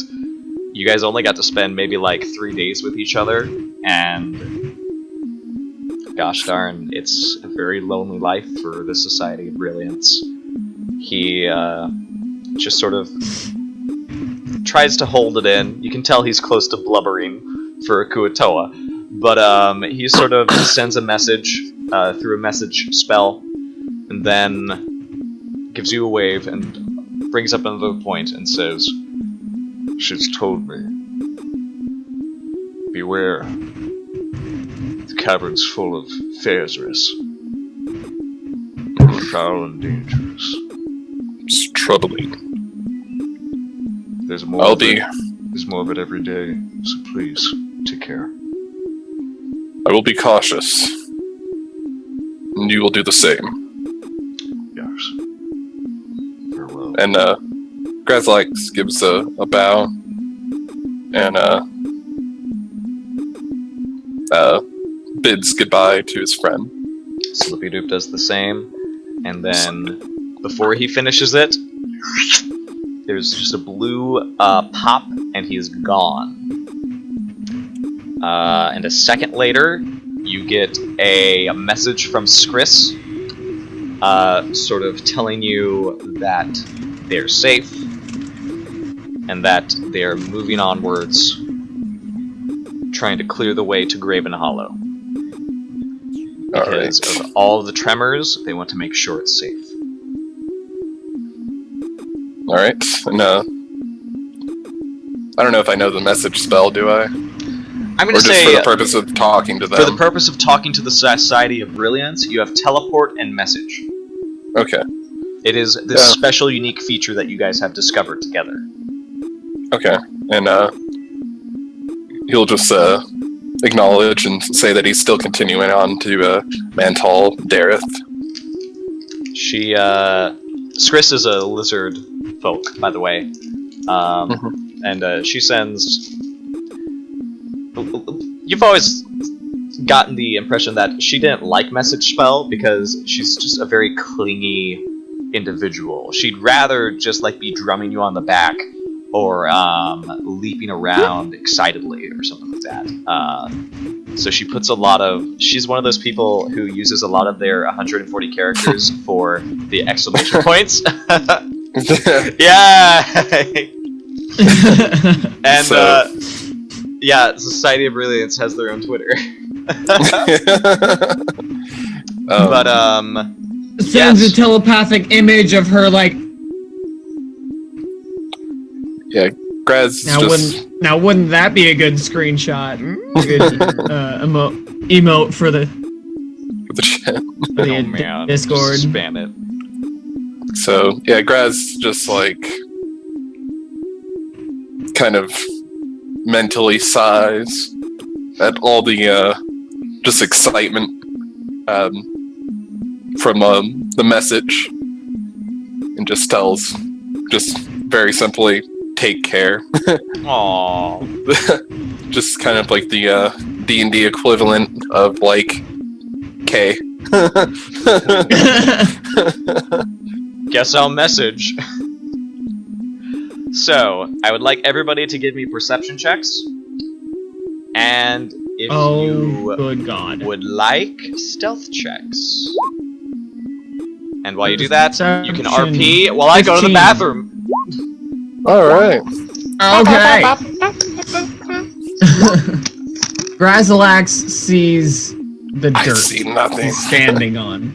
He temporarily goes blind. He's just so distracted by that message, mentally sighing to himself. God.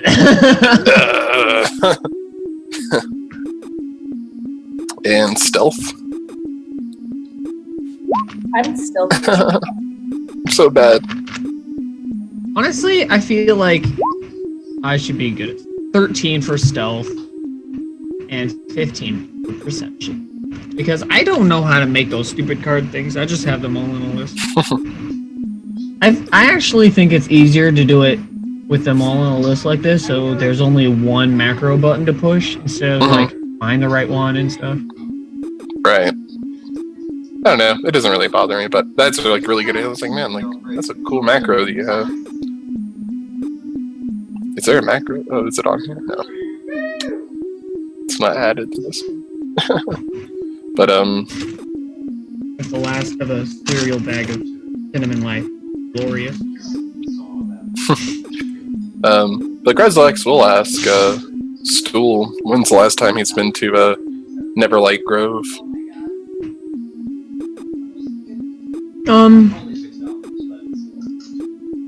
A few months ago, No, we were traveling. Well, I was there. We were, out exploring like we do. When I got nabbed by the drow, and that's when I met the rest of the party. But I was only there maybe a month or 2 or 3 months ago since the last time I was in Neverlight Grove. Or? I feel like it has been that long, yeah. Because we've been on the road for quite a long time. On the water for a really long time. It took like 3 or 4 weeks just to get to the hag's house, right? I think I know. Hold on. Actually, yeah, that's true. Yeah, it took like 3 weeks because I remember by the end, everyone was exhausted, everyone was hungry, and people were almost dead. Yep. Just from death. We were almost dead from death. That's how you typically die. I guess. Man, people we die almost when died from they're the lack of living. Oh, no. Okay, so every single one of you is, except for Grass. Yeah, I roll so bad. Okay, so Man, you spent a long time in Graven Hollow. You're not used to moving around like this. So you are kind of just blundering about, and it's been quiet for the past few hours and a day. You're very nearly to Mantol-Derith, but the rest of you sort of realize, okay, there's a lot of refuse around. You get the idea that the sort of like cave you're traveling through was a living space at one point, but the tremor just sort of like broke it apart. Like the floor is this uneven, crack that sort of like makes the floor like 10 feet higher on one side of the room. And as you guys are moving along, you're looking around, and it looks like you passed through a few skeletons that have been piled up. What looks like something that might be used to sort of store meat. You smell this foul stench in the air. And Grazalax, before you know it, something has jumped on you. Yeah, you let out that. It is a gigantic figure with these long arms and this sort of thin, yet sort of flabby body, as it sort of like jumps on top of you with this sharp growl and a very like slick appearance. It's a bit, it's about the same size as Darendelle, but everyone is either terrified out of their minds or getting ready for battle. Everybody roll initiative. Yay! Okay, so A fight. because of my class and archetype, everyone gets +2 to initiative. Okay, so All friendlies. Okay, let me turn on the initiative timer. Everybody also do a thing and drag out your character onto the map, just so you can roll initiative for me, okay? And this thing, to anyone who was able to look, it unfortunately wasn't high enough to see it, but you will identify this very clearly as a troll. Oh. Cool. Can you let us click our tokens? Why does it keep doing that? I know. It seems like every time you have any kind of. Exactly. I'm fine. I think now that they're on. Just fine. Let's see, Sarah. Yay! There you go. Thank you. What's my? Mr. Graham. I need to do a new one. I got 10 as an initiative. Because my initiative is only 1. Highlight your token for me, if you will. Me? Yeah, you. Okay. And then Why click can I initiative. still not highlight this? Oh. Unless, am I being stupid? Try highlighting the one you had earlier. Ha ha ha ha ha ha. Okay. Let's see.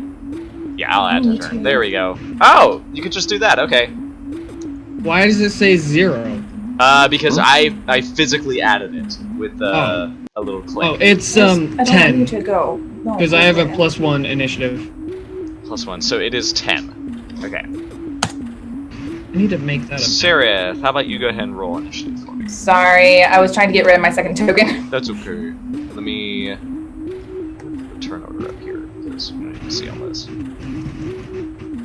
Dice roll. 4 dice. Here's Rot. Okay. Ooh. I'll take it. How have we been going for a day or two? So Yeah, you guys would Since- have everything okay. back. You guys would have everything back. cool. That means I can also pick what spells I have because I have mainly traveling spells, not like fighting spells. I don't think I'm gonna need Goodberry for this fight. Oh, Darendelle!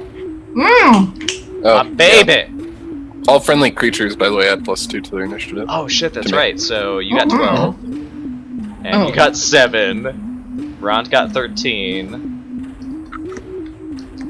Darendelle got 21. Oh, 32. No. Damn, son. Alright.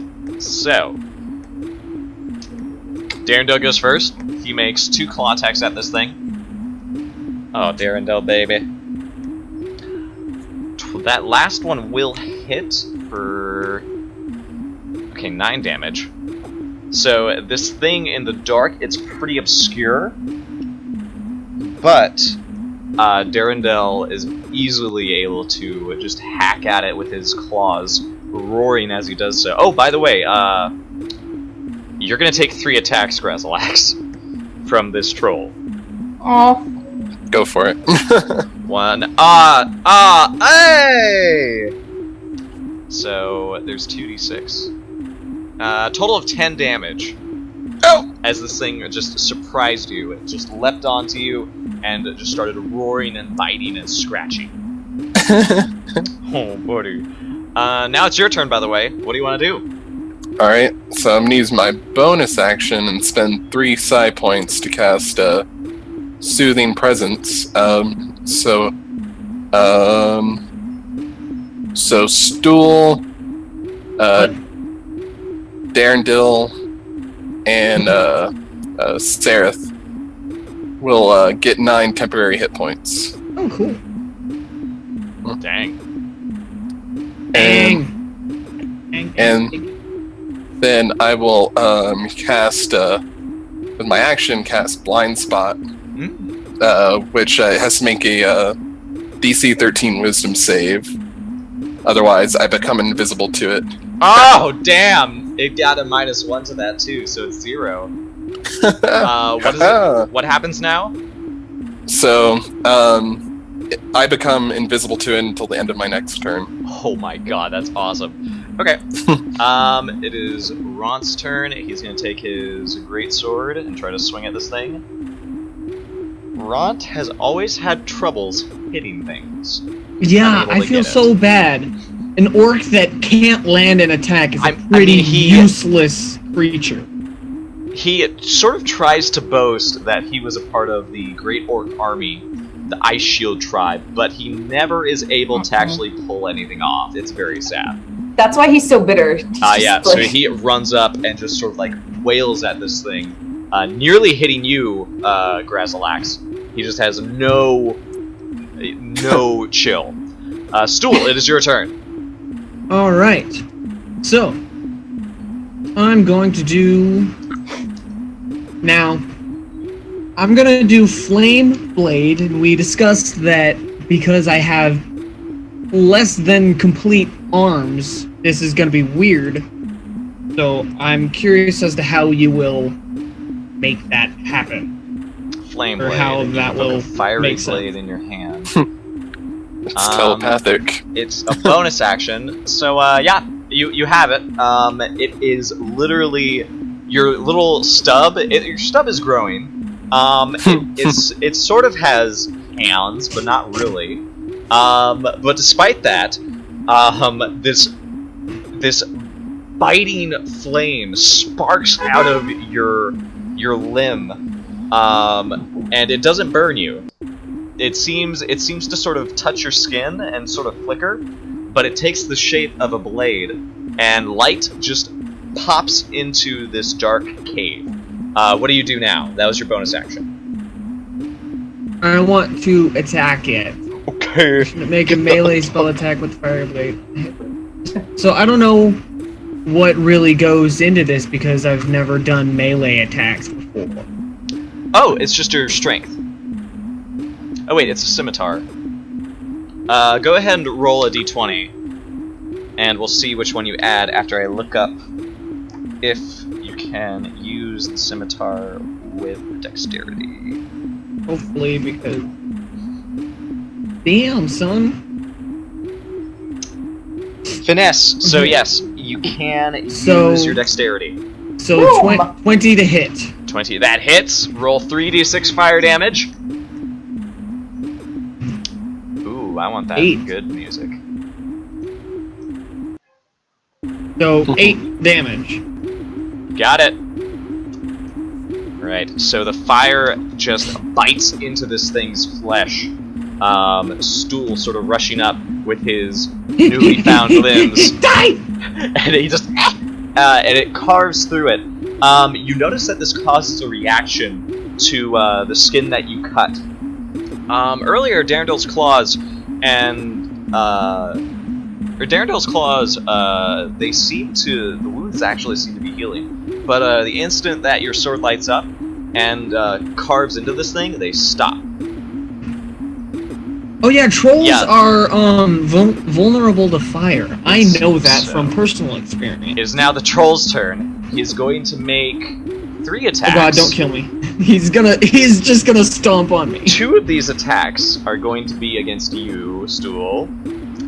The bite does not hit, but that is a 16 to hit. What is your AC? It's 11. Does that change when you level? Nope. No, it does not. Nope. We have to find, like, a helmet that you can wear. Yeah, some kind of armor. Oh, that'd be so adorable. I know, right? a large thimble. A giant thimble would be perfect. Oh, that's right. Okay, so actually, we got the spell attack wrong. Stool, for your flame blade, you'll be making a spell attack, so it's a d20 plus your wisdom and proficiency instead of your dexterity. Oh, dude. That was my bad. Be the spell. Yeah, thank you, Axel. Gosh, that's amazing. You know a lot of awesome for the stuff. attack. Thank you. That's the attack roll. It's the attack roll, but not the damage roll. So you Okay, take 11 damage. It would have been a 21 then. Yeah. Oh. My wisdom's only +2, but my dexterity +1. Yeah. Okay, I'll mark that for the damage as well. So I take how much? You said 11? Yep, you take 11 damage. And then it's going to turn its other attack onto Darrendel. What is with my rolls? And Darrendel sort of counters with this roar. This is the only time you actually have seen Grazalax, this Quaggoth, show any sign of ferocity. For Quaggoth, that's unusual. And he just pushes this thing down, and it is currently prone as he sort of like wrestles with it. Sareth, it is your turn. I am very, very mad that this stupid troll hurt my friend. Why? Why would you do that to such a tiny, tiny thing? No, yeah, just no. it swooped down to try to like grab him and pull him up to his mouth to sort of take a big bite. But his claws were the only thing that actually connected, and Stool was able to like wiggle free. All right, I'm gonna cast Firebolt because I know this thing. I could kind of see that fire did something to it. It seems so, yes. So, or rather, that fire prevented something. 8. Afraid not. You're sort of like scared of hitting Darrendel as he sort of like wrestles with this thing that you just like and just smacks against the ground. Speaking of Darrendel, he makes a grapple check versus the troll. Troll wins. He's sort of on top of it, trying to like restrain it so you guys can deliver some good blows. But unfortunately, he gets pushed off and he can't get a good grip on it. Does being prone do anything special with attacks? Oh, it actually gives you advantage. So that 16 would actually hit. Roll damage for me. Yay! I usually don't like to stop, but I was like, I think maybe. Okay. You got it right. You got it right. 3 whole fire damage. 3 whole fire damage. It looks like you killed the monster. Yes. Grazzlax, it is your turn. Okay. Since I pretty much erased myself from its memory temporarily, I'm going to stand up, which uses half my movement, and then I'll step off 15 feet, and I will use Oops.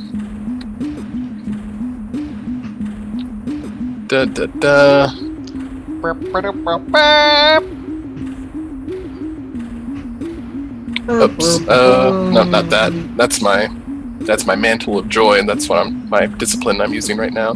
Oh wait, cool. Soothing presence is not concentration, so I can keep on using it. I will cast Soothing Presence again, using 2 side points this time.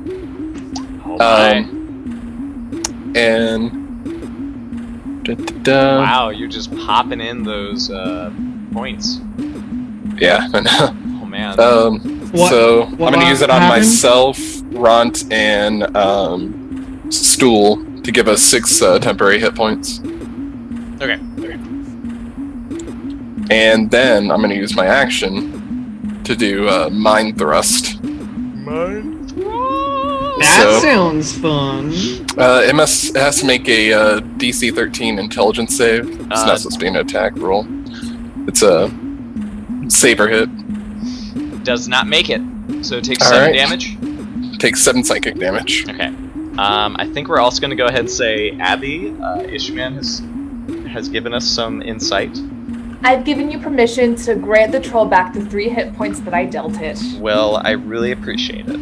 You know, I try. What? So, it's only on melee, not on ranged attacks. Are you doing anything else, by the way? No. Nope. Okay. Ront is going to take this moment, now that he has advantage. 1, 2. Okay, so that is going to hit. He gets to do 2d6. 8 plus 2. Okay. He does, finally hitting a total of 10 damage. Finally. Yeah, Ront. Now that this thing is on its back, Darendel sort of like, she was like, go on, get him, Ront! And Ront was like, ah! That's like, what, the 2nd or 3rd time Ron's actually contacted something? Campaign. He's only hit like 2 or 3 times. I feel so bad for that guy. Yeah, Ront cannot get a break. And from there, he is going to just circle around and just get ready. Stool, it is your turn! Woo! Alrighty. Ow! Ow! Ow! Alright. I'm within combat to him, so ranged attacks are gonna be all weird, huh? Your scimitar is a melee spell attack, so I'd say you can totally do it. It'll be at advantage, actually.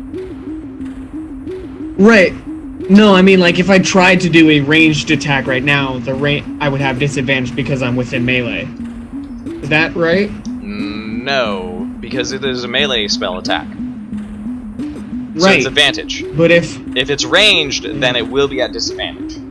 Right, that's... Because I can have the Flame Blade up and do a different spell, right? Is it concentration? I don't know. I actually have no idea. Flame Blade... Flame Blade is concentration, so if you try to do another spell that has concentration, it'll break it. But you can cast another spell. But I can do something else. Yeah, okay. Or you can just try to attack it again. Give me one moment. Okay. Yeah, I'm just gonna hit it. Get it a smack. I'm gonna wreck it. I'm gonna wreck it. Okay. Slashy. It's 3d6. It's just right. I gotta attack first though. Oh wait, So why am I telling you the damage? +1, so 12 to hit. You add your wisdom and you add your proficiency modifier. So what is it then? Oh. Wait. No, this is just the attack roll. Yes, but because it's a spell attack, you add your wisdom. Okay. I think. So let me. Oh, your spellcasting modifier, so it might actually be intelligence. Well, your spellcasting modifier is Wisdom for druid? wisdom and your proficiency. Ah, yes. So what is your Okay. wisdom? Wisdom is +2. Okay, what is your proficiency? I don't know. At level 4, it's 2, so his spellcasting modifier should be 4. 2, 2, All right. 4. Oh yeah. So Oh! Just barely hits. 15. Just barely hits. Yeah, it's sort of like thrashing around. It's very difficult to get a hook on this thing. Oh, you get to roll again, by the way. Why? Because it's advantage. Because this thing is still prone Oh. Okay.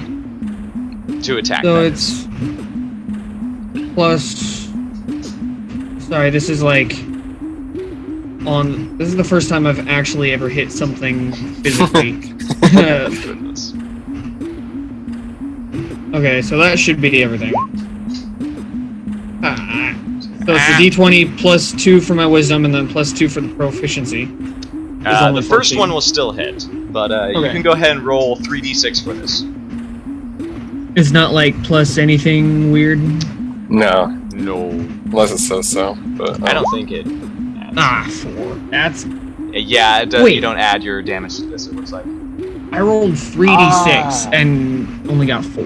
That sucks. Sad. That sucks. So, still though, it makes up for the firebolt. Speaking of Right. which, Don't you say bad things about my firebolt. the troll stands up, and now that it sort of has an idea on who's attacking it, it does give 2 swipes at Ront. Okay, and that one will actually hit. There's a 1 and 2.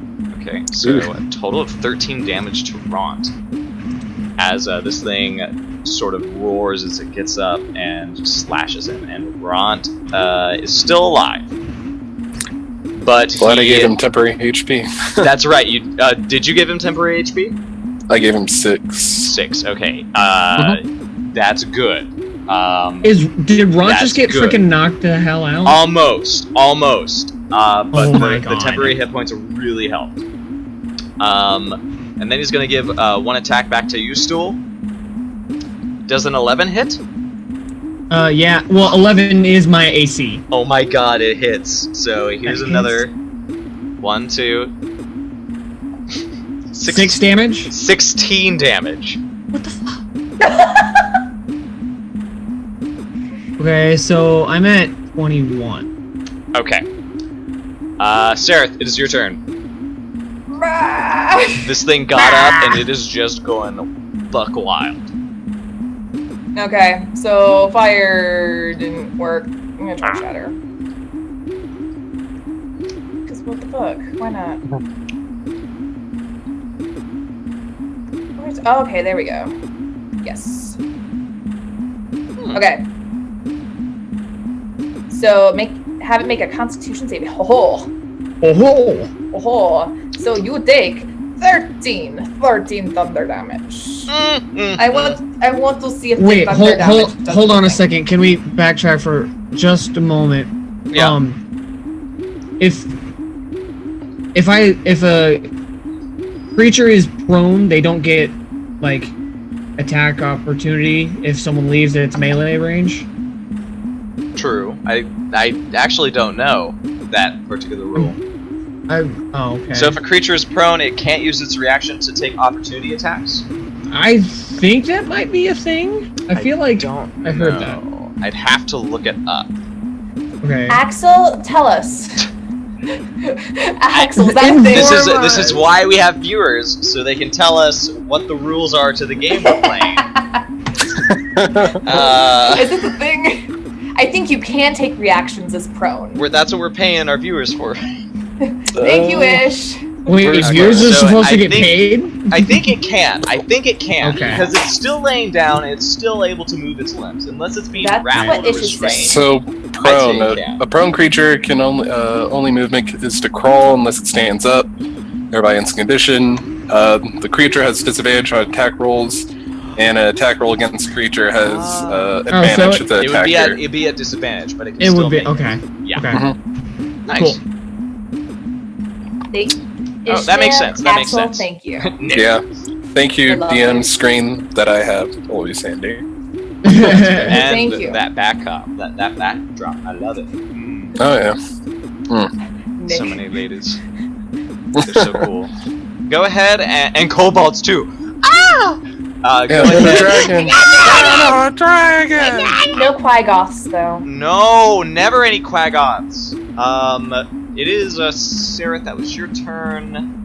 Darendelle. He's gonna swipe at this thing again. Natural 20 innocent. Okay, so Darendelle does. Get it, Darendelle. Get it. The way I do criticals here, you do the extra dice of damage at max. So he does 12 to start off with. There's 9 plus his strength. 9. Let me double check this really quick. Because gosh darn Darendelle.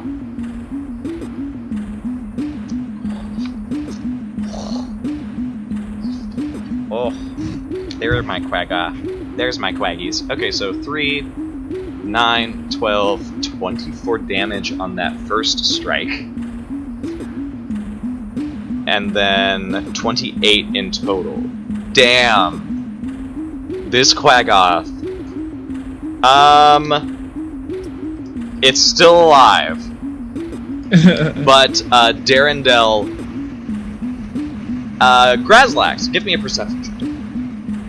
I will. Give me a perception. Dibs on the killing blow. Shouts. Everybody hold your action. I'll give you a 2. Perception. You kind of just the only thing you really notice is that this Quaggoth, the more it fights, the more faster it seems to get. It's just a flash of these flurries of slashes with these big claws of his, and they just rake across him. His back is to you, so you can only see the blood flying as he Little Hollywood style picture of the wall and just blood splatter across it. Oh yeah, Awesome. It is a devastating blow, and the troll stumbles back. Its flesh hanging in horrid-looking thick slabs from these terribly sharp claws. And it is your turn, Grazlax. All right. All right. All right. Well, just tell me what to do. Let's do it. All right. I That was will. good. I'm going to action Mind Thrust. It needs to make an intelligence saving throw. It is not very intelligent. And it doesn't do critical damage because it's not sustaining an attack roll because I'm stupid. Okay. I mean, hey, at least you got 1d natural. It's 8 psychic damage. 8 damage. Yeah, as I just like project my mind, just like grrr! All right. Charles Yeah, this thing got the drop on you. And Violent telepathy. So you're a little bit humiliated. If you're kind of glad none of the other society members are here to see this. 'Cause that was just bad form for the leader. And Poor entry. I'm just pouring bad images into his brain, his troll brain, like just. and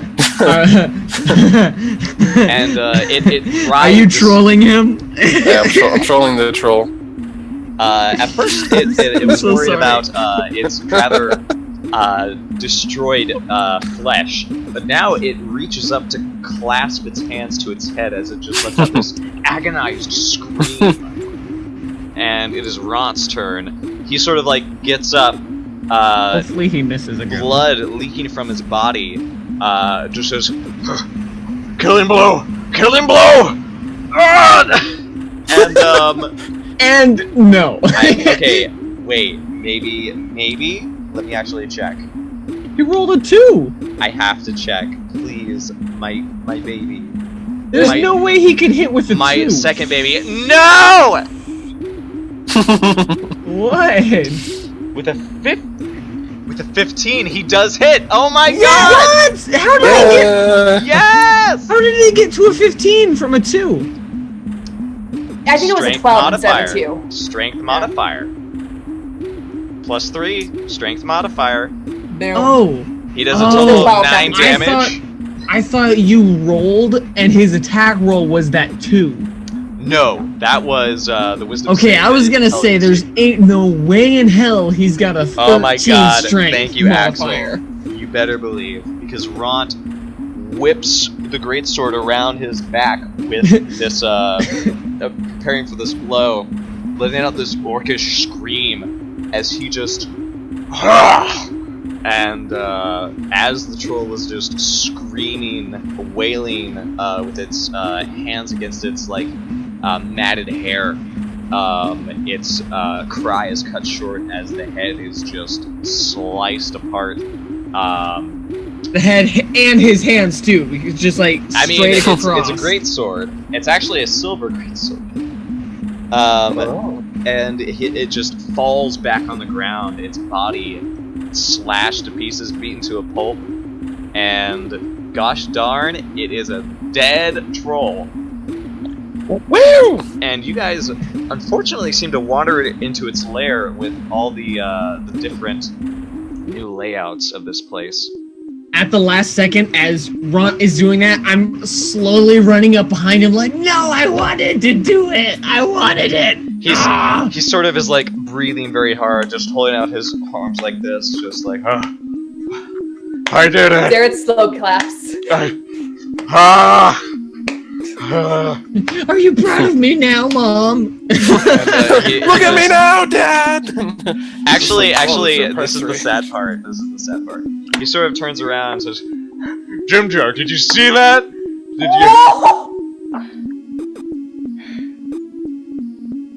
Did you see that? That was... I kind of see him do that, and he looks a little embarrassed. Alright, you made That was a good hit, Ron. That was awesome. I think you cut one of its hands off and its head. Thanks. I put my arm to that. Something.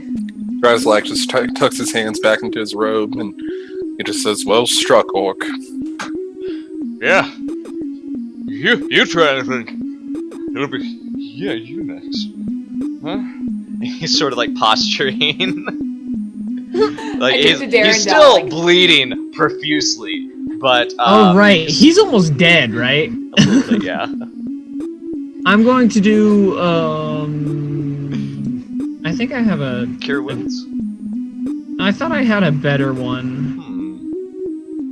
I turned to Darendelle though. That one hit that you did, Darendelle, that was badass. Oh man. And he That was... And Darendelle sort of nods and says, this form has its own unique capabilities. I'm rather pleased with it. Yeah, I'm just gonna heal Ront for 9. Honestly though, that heals him to max. He's very pleased. And he thanks you as begrudgingly as he can. Just good job. What's with the sword? God. Isn't it awesome? I mean, it's awesome. Yeah. Where did you get that sword? It's kind of cool. Magic. Eldith is like clapping from a ways away, like, great work. Leaning up against the wall because she can't do anything.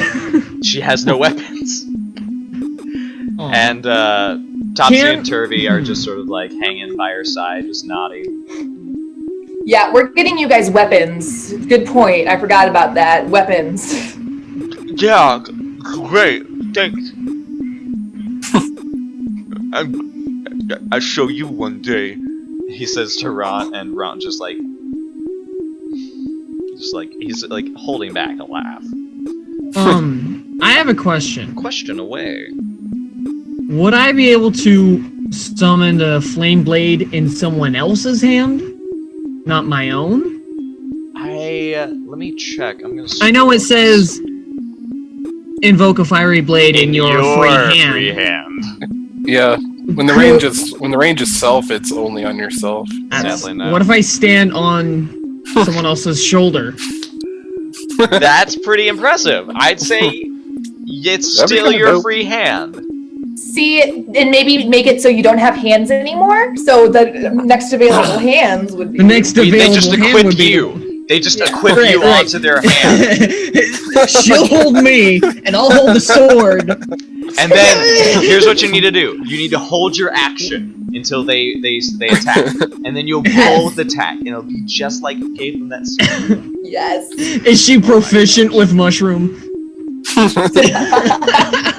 I sure hope not. I sure hope not. That was probably the only right answer to that question. Good job. Well, over time, you guys are able to regather your wits. It was a very rough battle. But you move out deeper into these tunnels, and Mantol-Derith is not an easy path, because the enclaves that inhabit Mantol-Derith, this trading post, this safe haven, is extremely protected. Because the enclaves, the Durgar, Snurfneblin, Drow, and the Zenitarum enclaves, the Zenitarum are the humans from the surface world, that's the organization that is here.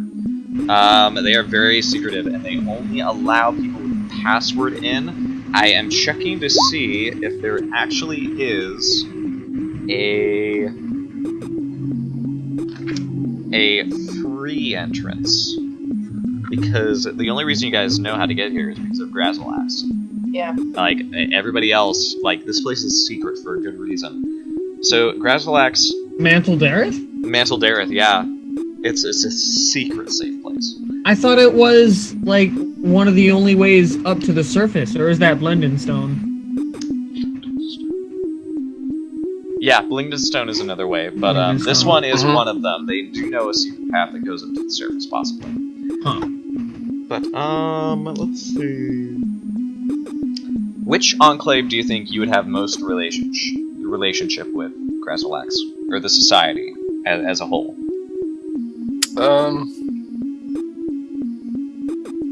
I'd probably say, like, the Drow. Okay. So, do you suggest that they go through the Drow one? That might be a problem with Seraph. I cast Disguise Self already. I know there's gonna be Drow there. I'm casting Disguise Self. Okay. Alright, we got an hour for that. What do you disguise yourself as? I disguise myself as a male, kind of like the picture, just like a male version of me with my features a little bit harder and broader. That's Are you pretty gonna cool. hide those mushrooms? Oh yeah. That would have been hilarious if I was like, just okay, wear a hat. and then immediately that's a tall hat, probably. Okay, so you would know the secret Drow password, and it is in the northeast part of Mantol-Derith. Now, unfortunately, I couldn't find any good maps for this for me to use. So what I'm going to do is I'm going to open a new thing here, and then I'm going to find the upload that I need. Because I think what we can do is just go ahead and get started with this lovely little town outpost here. Let me check. Yeah, so what is Mantol-Derith? Is it just like a normal-ish sort of town? Is there like a overall function that it serves? Like, is it a big trading hub? Is it a outpost stronghold kind of thing? It is literally a carved out community that is very intensely secretive and protective over itself. Now that this is here, I'm gonna zoom out. Forgive me, stream, as I adjust this. Oh god, what is happening? Oh god! No! Oh no! Yeah. Oh no! And then I'll drag my players here. So this is the whoa. So as you can see, it's not in. It's not in English, but that's okay. Tiendes. Puente. Chinchera? Oh yeah, trench. Okay, De so los Moradores. Oh. So, the northeast entrance. Oh gosh, and it's flipped. It's flipped differently from the picture here. Ah! So everything's all fucked up. it's very different. I With see no that. hands, you're unable to cast Flame Blade. I'm glad I said you have limbs now. Oh man, I'll fix that one day. Let's see. What'd you say? No, what? I'm sorry. No, you cut out, so I literally didn't hear what you said. I made a thinly veiled threat. So let's Okay. see. Where are the drow? The drow are that one. Okay, so Yeah. it's more like this. Okay. Drow. Oh, maybe it's actually the other way. Un Colorado equals Colorado? Metros. Did you just say Quad- Colorado? Quadrado. Oh, now I can see where it is. Okay. So here's oh fuck this map. I wish I could get this one in the book. Yeah, just What I'll probably have to draw one later. So the drow have this entrance, and the password is Susum, which is a drow word meaning light. Susum. Susum. So you whisper it. There's a secret door in the back, naturally formed, and there's a drow man who answers. And what he sees before him takes him a little bit, he's a little bit startled. But he sort of like understands, like, okay, you knew the password, so you are an ally. I get the feeling like he would know you as well. So here's basically this drow so far is a very, there's nothing really that stands out about him. But there's something odd about his gaze. It lingers too long, and then it settles on you, Sarah, for a little longer, and then he nods to you, Grazalax, knowing you, and he lets you in. Thank you, Yay. God. Insight check. Who? That was Abby. Yeah. I I want to know why this guy's staring at me a little bit He longer. seemed to recognize you, but he's not. Strangely enough, he's not like too alerted about it. It's more like he just recognized a friendly drow. Really, like, oh, you're here. Why are you here? Okay. And I nod slightly at him, and I keep on going. okay. And then he sort of Keep holds going. up a hand to you guys as you pass by, and says, "Hey, hold on. I need to warn you about something before you go in. Things are really... It's not as safe as it once was." And safe was a Durgar. relative word before. Well, you know, it's the Velkynvelve. The Snurfleblin Enclave and the Durgar are kind of having a fisticuff. None of them have attacked outright, but they're really mad. So be careful if you Great. get. Like a What? Cold War sort of thing going on? What is the disagreement about? Apparently, the Deep Gnomes scammed the Durgar, and Durgar want to be repaid for it. It's just a very tense situation. Don't worry about it, because, listen, this is gonna be good, because the Zentarum and the Drow are going to take care of this. We're gonna split it between us once they're done killing each other, okay? Hmm. Now listen, if you need anything, just make sure you come back to me, okay? And let me get his name really quick. Sirik Mazalor, remember it, alright? Come to me! I'm the leader here, that's why I'm letting you in, alright? Of course. Yeah, So, Sirik, it's me. do you really believe that if the Deep Gnomes and the Dugar fight amongst each other, that it will leave this place stronger as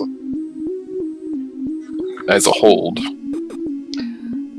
I see what you're getting at. Like, where are we gonna get the jewels that the small folk mine for us and stuff like that? Well, I'll just send word to Menzil saying, hey, it's great that we have this little outpost.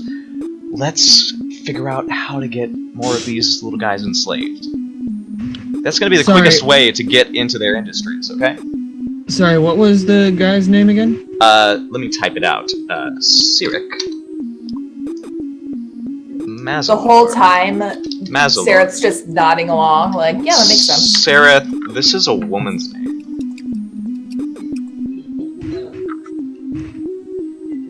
I narrow my eyes, but then... Okay, so this is going to be a weird question. Is, like, I don't know, any kind of, like, gender normativity, or is Extremely. It just, like... There's an extreme gender normativity in So Menzil it's very, like... It is a... male and female. Heavy matriarchy.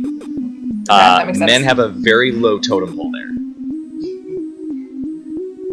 It's Drow, like, their goddess is Lolth, and she is a tyrant. Yeah. At hearing this name, I can't say anything because I'm disguised as a male right now, but I narrow my eyes. I'm sorry, what did you say your name was again? Sirik. Mazalor. I'm in charge here. Sirik. Okay.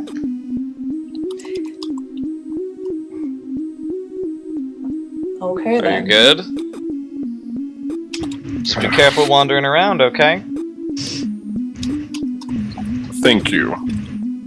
Okay. She's the leader of the whole... He's the leader. He's the leader. Oh. He's a clear male. Oh. So moving through the Drow Enclave is a little wary because they do have certain things set up. They have like a warehouse, but they also have little living quarters. They also have little groves of edible fungi that they are growing. But you also notice that there are 5 gargoyles situated around this area. And the other drow that are walking around, they take notice of you very curiously, but otherwise go back to their business. 2 of them sort of, they're standing at this one fungi garden, and you notice like the gargoyles seem to be like situated over these gardens.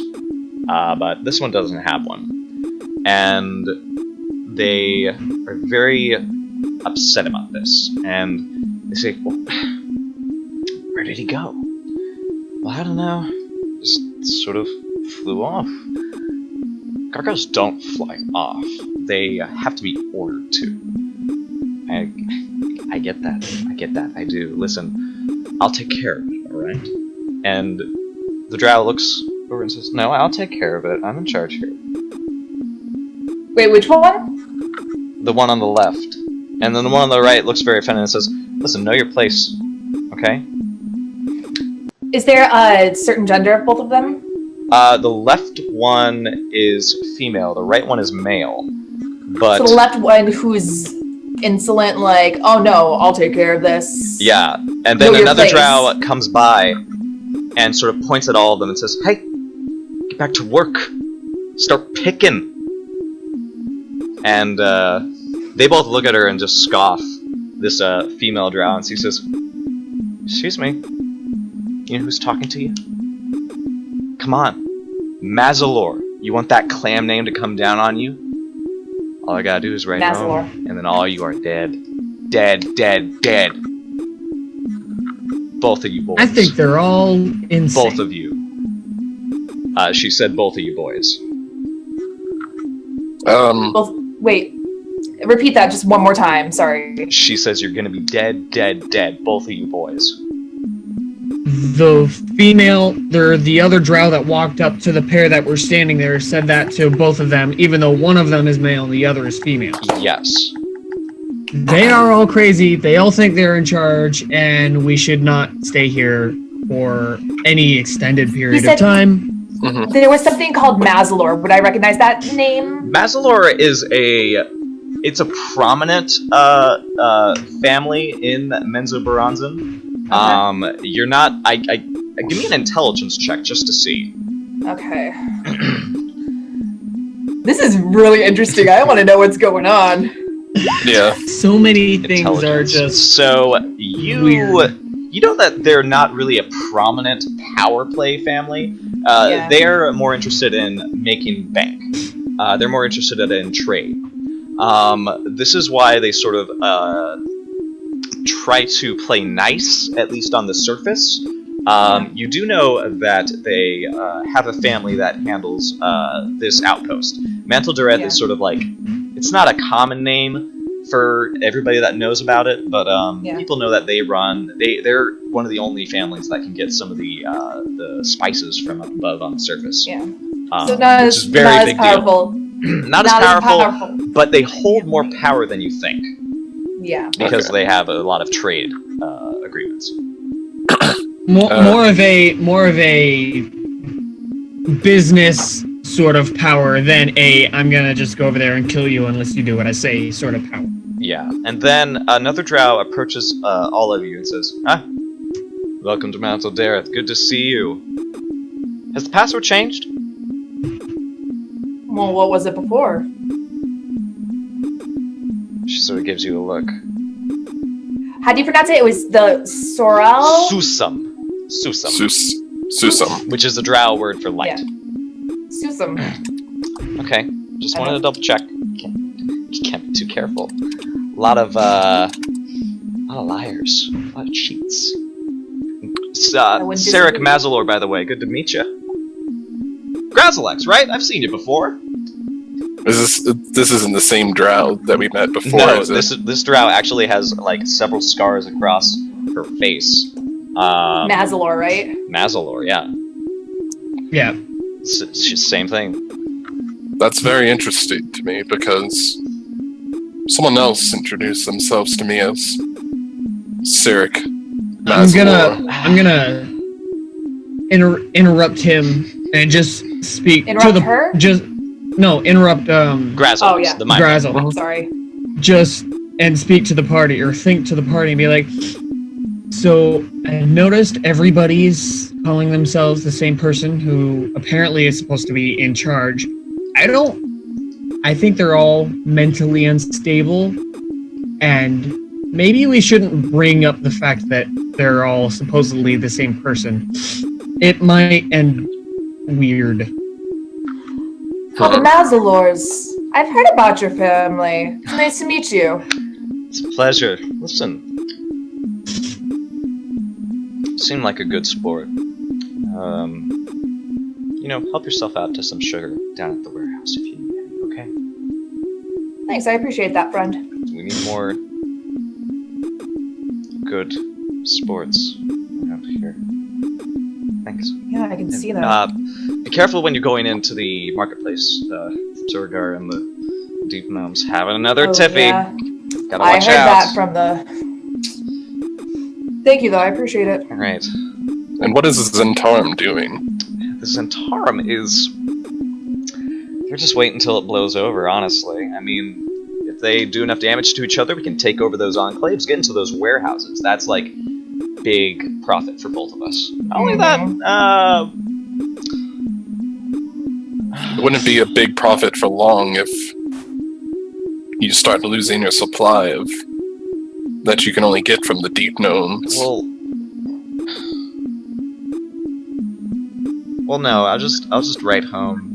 We'll just open another place. Kotoa, maybe. They could do an enclave. No, they stink. And Shusha goes, "Excuse me." She says, that's none of your business.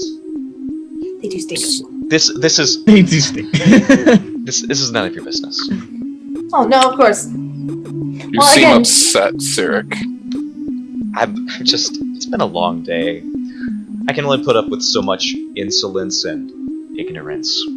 I saw that display over there. That was... They're not usually like that. Back in my hometown, you would get... Oh, this is, by the way, this is a 4th drought. This is a 4th drought? This is the 4th drought. There are 3. Yeah, not the 3 that there were are over those there. 3 over there, and then there's a 4th one. And she goes, it's great to see some people stepping up and making sure the lesser drow are being put to work, even if they, they aren't Lolth's favorite. I'll be sure to reward him someday. But You're not Volk's favorite? Lolth's, yeah. Volk's. That's why I'm in this position. I was graced by the priestess of Lolth to take on this task. It's just people are throwing my name around like it means something. And it only means something when it comes from my lips. Do you get that? I do understand that. And plus, if Volk had blessed you with such a... Obviously, she has. That carries a lot of weight. It's weight that only I can pull. I'm gonna teach everybody that. So, Good. Sirik, you recognize who I am. Krasalax. I mean, we haven't seen you for a long time. I think Chris was in a little while ago. I wasn't expecting more of you. Yes. They wound up leaving. Oh. So, seems like something has changed since I've last been here. Maybe. By the way, the Enclave is full of Fair's Rest. What's Fair's Rest? Fair's Rest is this suffusion of magic.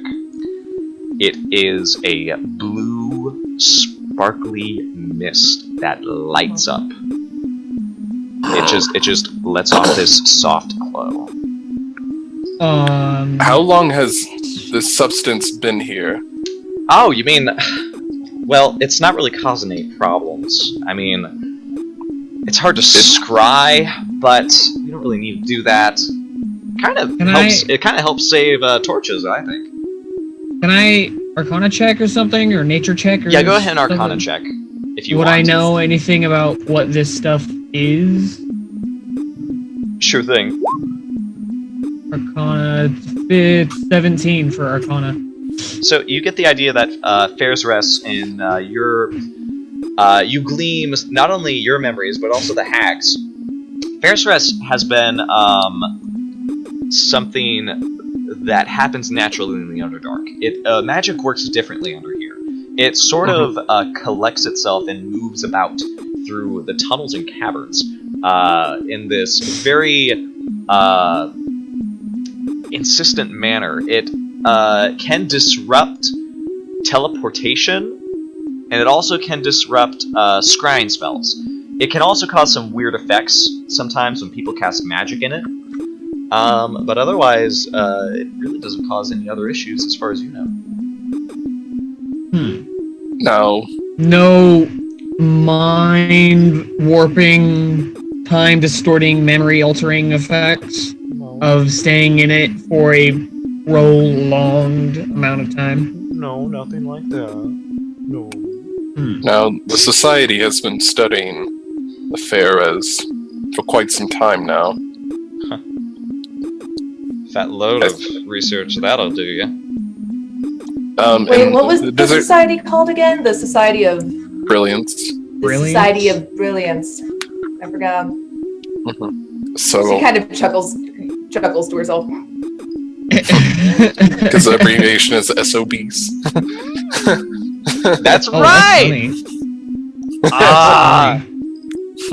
We're a bunch of we're a bunch of SOBs over here. A group of SOB. Yeah.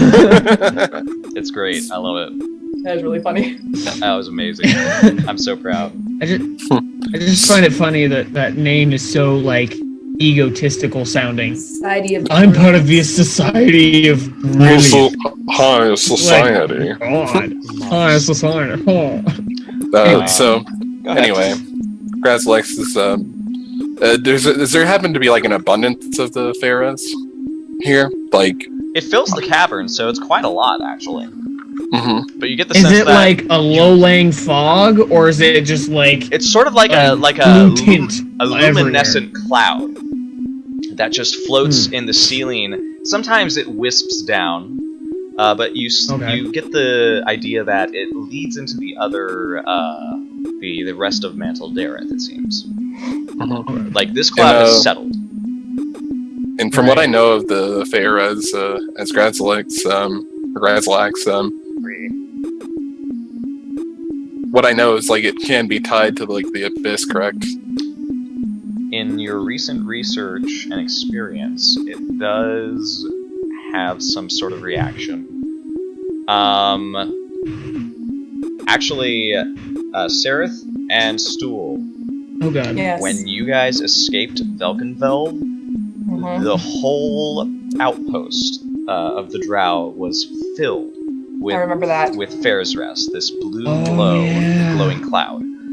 And strange monstrosities suddenly banged out of it. They just Oh yeah. Oh fuck! I forgot about that. They just I remember appeared, that things and they tried caused to get this.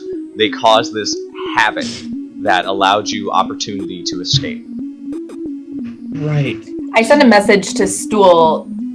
Does this remind you of when we escaped Yep. Velkynvelve? I'm ever paranoid that things will rain down from the sky and try and eat me.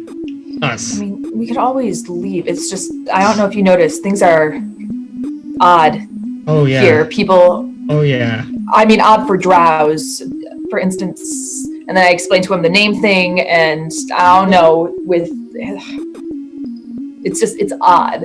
Everything here seems very, like, off. Honestly, I just want to do what we have to do. I don't even know really why we are here. I think it's We're here to buy things, but we don't even have any money. Ron that I shakes know his of. head and he says, "No, I got money. Ron's got money? I got money. How'd You you get grabbed money? stuff from I Jimjar? won it. Oh yeah, he Oh, fuck bet yeah. all sorts It's all of shit. my money." Right. Well, never mind. You Well- got some money. That means you can buy everybody weapons. And me a hat. So Well, I can stop being squished. Maybe then they can start pulling their weight. Well, And he just sort of like steps on Eldith's foot. Oh no, I lean forward and I kind of look at Ronch with my eyebrows raised.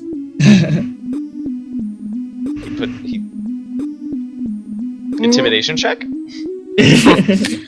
Grazalax is looking between the two, just like Oh His no, foot- I want to his- use my D4. I want to use my D4.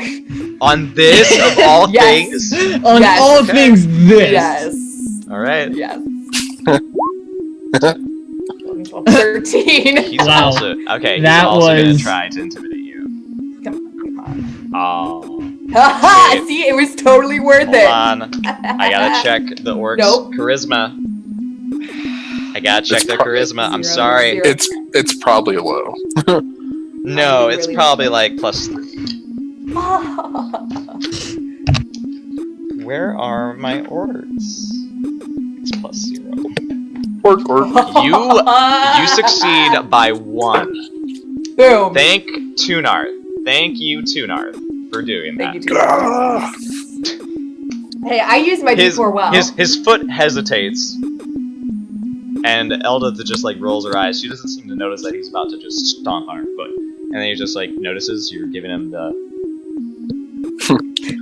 and he just slowly, The mom eyes, like he just slowly puts his foot down, not on her foot. Thank you, Ron. You're welcome. I can turn to everybody else. Well, should we proceed? I'd like to get our supplies as quickly as possible. All right.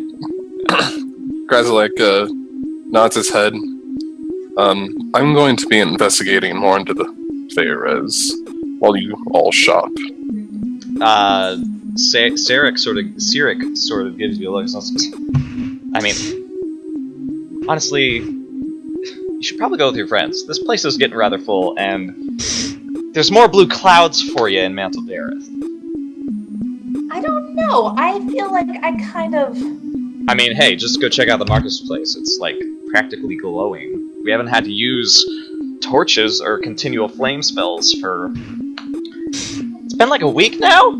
She sort of like yells over to a group of drow. Wait, how long have you guys been growing fungus? I didn't know that was an export here. No, it's just something that some days we just want to save a little bit. And also, these are sort of fungus from Mantol-Derith that we've been cultivating. Sort of to spice up our meals. Oh, you've been eating them. Huh? Yeah.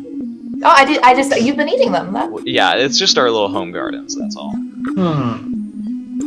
Interesting. So that they were originally from Mantol-Derith. Okay. A few of them, yeah. It's hard to find, some of these. And she starts listing off, like, fungus names, like, oh, well, here's the, blah, blah, blah, the fire shroom, the water bullet. Are these mushrooms of any significance? Do they look anything like the mushrooms either on my head or anything that we have seen lately, or are they just regular old mushrooms? Nature check? I'm going to do that as well. Yes, please. Holy shit. Nature... Yeah. 22. 22. Yeah, Stool's got this. Okay, Stool, here's what you'll find out. A lot of these... Everything. A lot of these are edible fungi. As she said. Like, there's blue cap, there's ripple bark, trillimac, even like a water orb, which is literally like a sponge that gives you like just juicy water. Yeah. Of course, I know of all these. Oh yes. Breeds, I guess. There is even a nilhog's nose. This actually gives you advantage on perception checks based on smell. There's also... Now, unfortunately, it looks like mixed in here are a few other exotic ones. Primarily... the Tongue of Madness. That sounds rather... Yeah, that sounds right. Sounds like what would be happening. The Tongue of Madness is a mushroom that, upon being devoured, its creature must make a saving throw, or else it is forced to speak every thought aloud. That's hilarious. Every thought for an hour. Every thought. Oh my god. Can we go back to Jimjar with some of that? Loudly. Is there... I stand still and I listen. Is there anybody talking particularly loudly? Only when they seem to argue. But other than that, no, they're all just sort of going about their daily business. Okay. I send my little spore things to the current leader we're talking to. Yeah.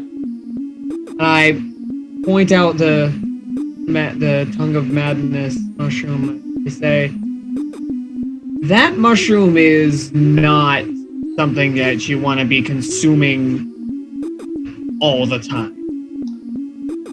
What is that, Stool? It's called the Tongue of Madness. Basically, you don't need to worry about yourself about those. Please move on, she says. No. That mushroom basically means whoever eats it I'm gonna have to escort you guys out. And she starts calling out, okay, guards, get over here. You have swords, come here and use them. Bat them away! And they say, you bat them away. And she goes, rude. Okay. Excuse me? And she leaves you guys to go berate these two drow that have literally been like carrying boxes. Who increasingly start getting louder and louder. Yeah. You can you can tell them what Tongues of Madness are. Yeah. Continue explaining, people aren't able to keep their thoughts to themselves after consuming this for a little while. That doesn't really seem to explain the whole everybody thinks they're the same person. It's just those two people right now, as far as I know. Well, I mean, if they're cultivating these and eating these on a regular basis without knowing it, then it looks like they know it. It looks like they know it. Yeah, that's true. She did seem very... She seemed quick to dismiss. Yeah, you're right. Would I know what the Drow's main export from this post would be? Mainly, Slaves. maybe that might actually happen. Yeah. It seems that. Give me an intelligence check. I'm just wondering if it's anything edible. Tongue of Madness, the entire Underdark. Unless I have advantage from see. Unfortunately, you don't really know. It seems like maybe this is a place where they buy and then send what they buy back to Mantol-Derith. It's at Mantol-Derith. Okay. As long as it's not anywhere. Oh no, Mantol-Derith was where I was from. Mm-hmm. Fuck shit. Yep.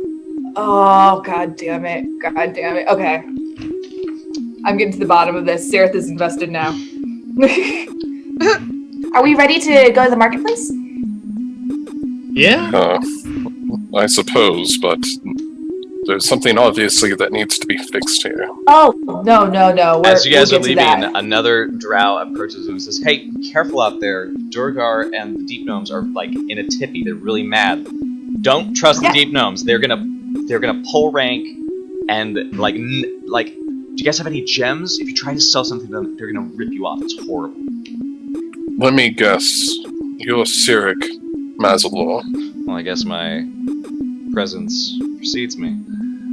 And this is a male drow, hair back in a ponytail. One of his ears has been like cut off from some battle. And he sort of nods and says, "Listen, I'm just giving you guys a heads up. If you're gonna buy out there, don't sell to the deep gnomes. That's what the Durgar did, and wow, they're pissed."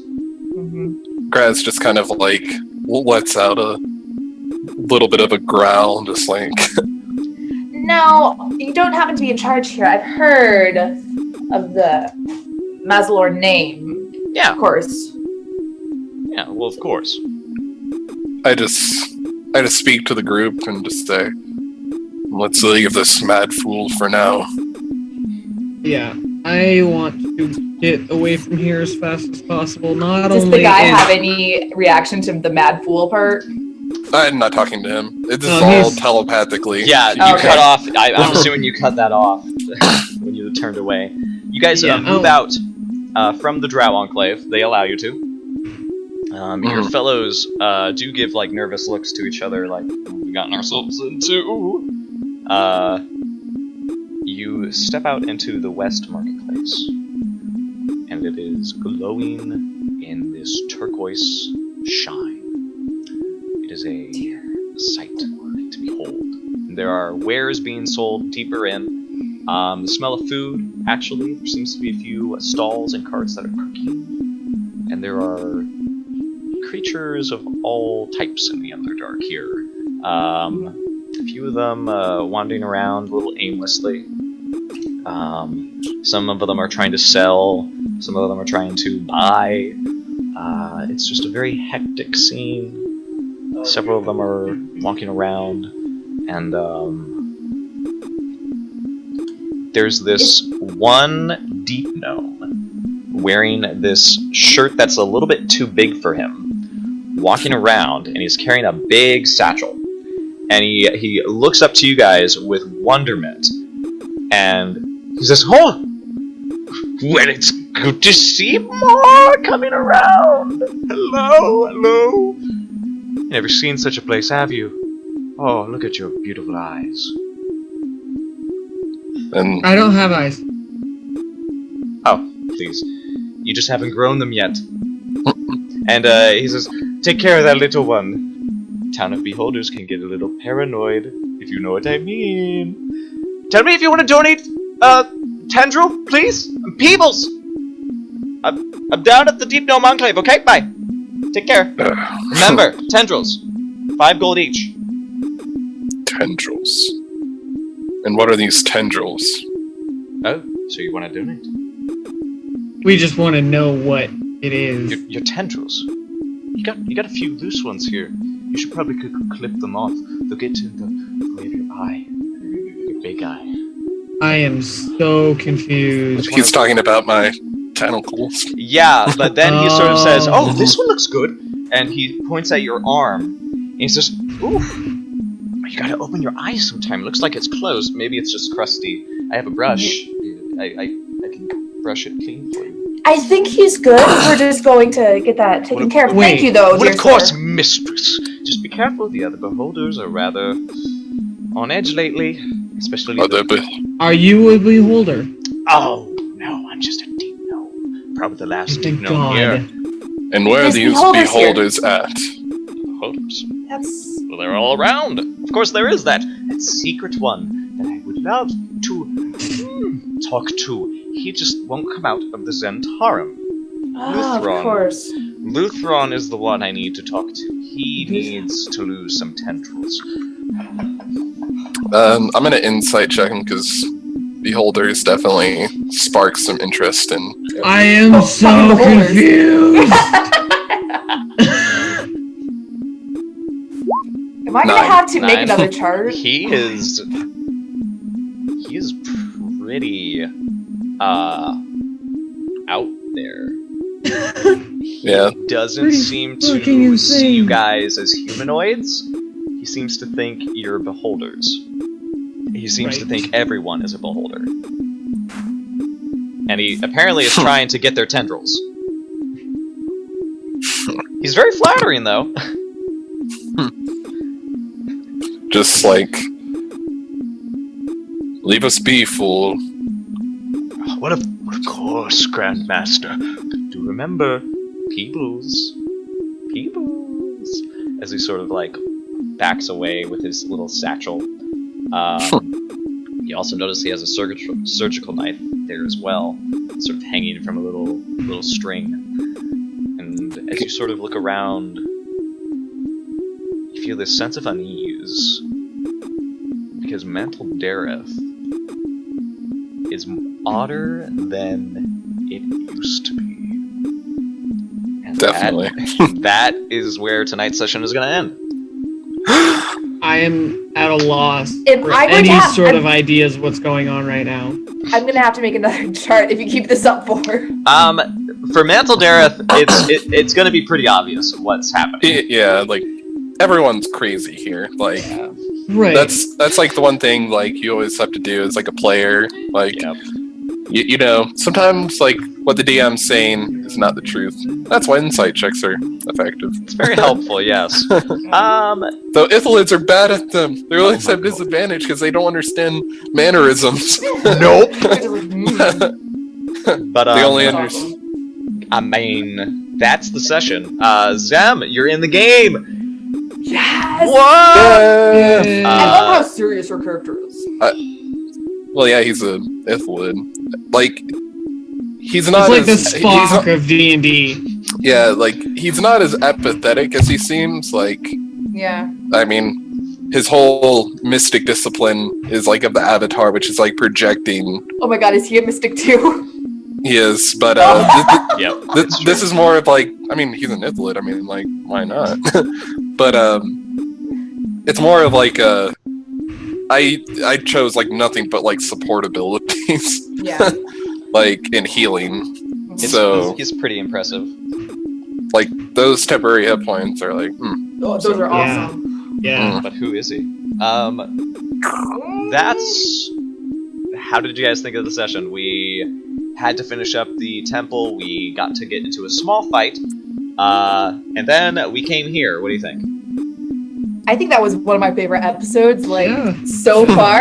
I love getting this kind of information. We have a plan, we have a path, we're going down it. This is like a tiny side quest. I and enjoy this. like we originally just stopped by for supplies, and then it's like, whoa, Yeah. you're all the same people. That's Not weird. right. But you're not. Yeah. that's- You say you are! It's starting to like. I either want to leave and never come back, or figure out what's going on as soon as possible. One of the two, I don't care which. I'm kind of looking forward to it, and man, it's gonna be fun when Shushar gets back. Yes. Oh, because he's all, you, the power of the mystics, and he's got. Yeah, God. it's gonna be pretty interesting to see They're his multiplying. reaction to you. Because he's a pacifist. So you have Except when nothing he's to not. fear. Grazilax from Shushar. Nothing. You have You're nothing good. to fear. He's a pacifist. Yeah. Okay. That is it. We thank you very much for tonight, and everybody who stopped by. I've got those 2 north. 2 north. Axel, thank you for the rules. Ishman, thank you for being handsome. And I think, why don't we try to do a raid? Because I think it has been a long time since we went ahead and raided someone. Who's around? I do not know. I don't know either. Let me think luck. Alrighty then. But my goodness, what shall we do? Bubbernut! Let's do Bubbernut's channel. He plays Heck Monster. yes. Let's please do Bubbernut. Yes. Alright, so let me copy and paste this, and we will give Bubbers a little rady poo. There we go. Go ahead and make sure that he hears from the Possum Posse, okay? Just do that slash me. I love that. I love it too. Oh man. And GG y'all. Once we you, end this Ish. stream, go ahead, drop in, and we'll go give him some love, the love he deserves. Otherwise, I hope you guys have a splendid evening, alright? Best of luck, and we'll see you next time on the forefront. Bye-bye. Goodbye. Bye-bye.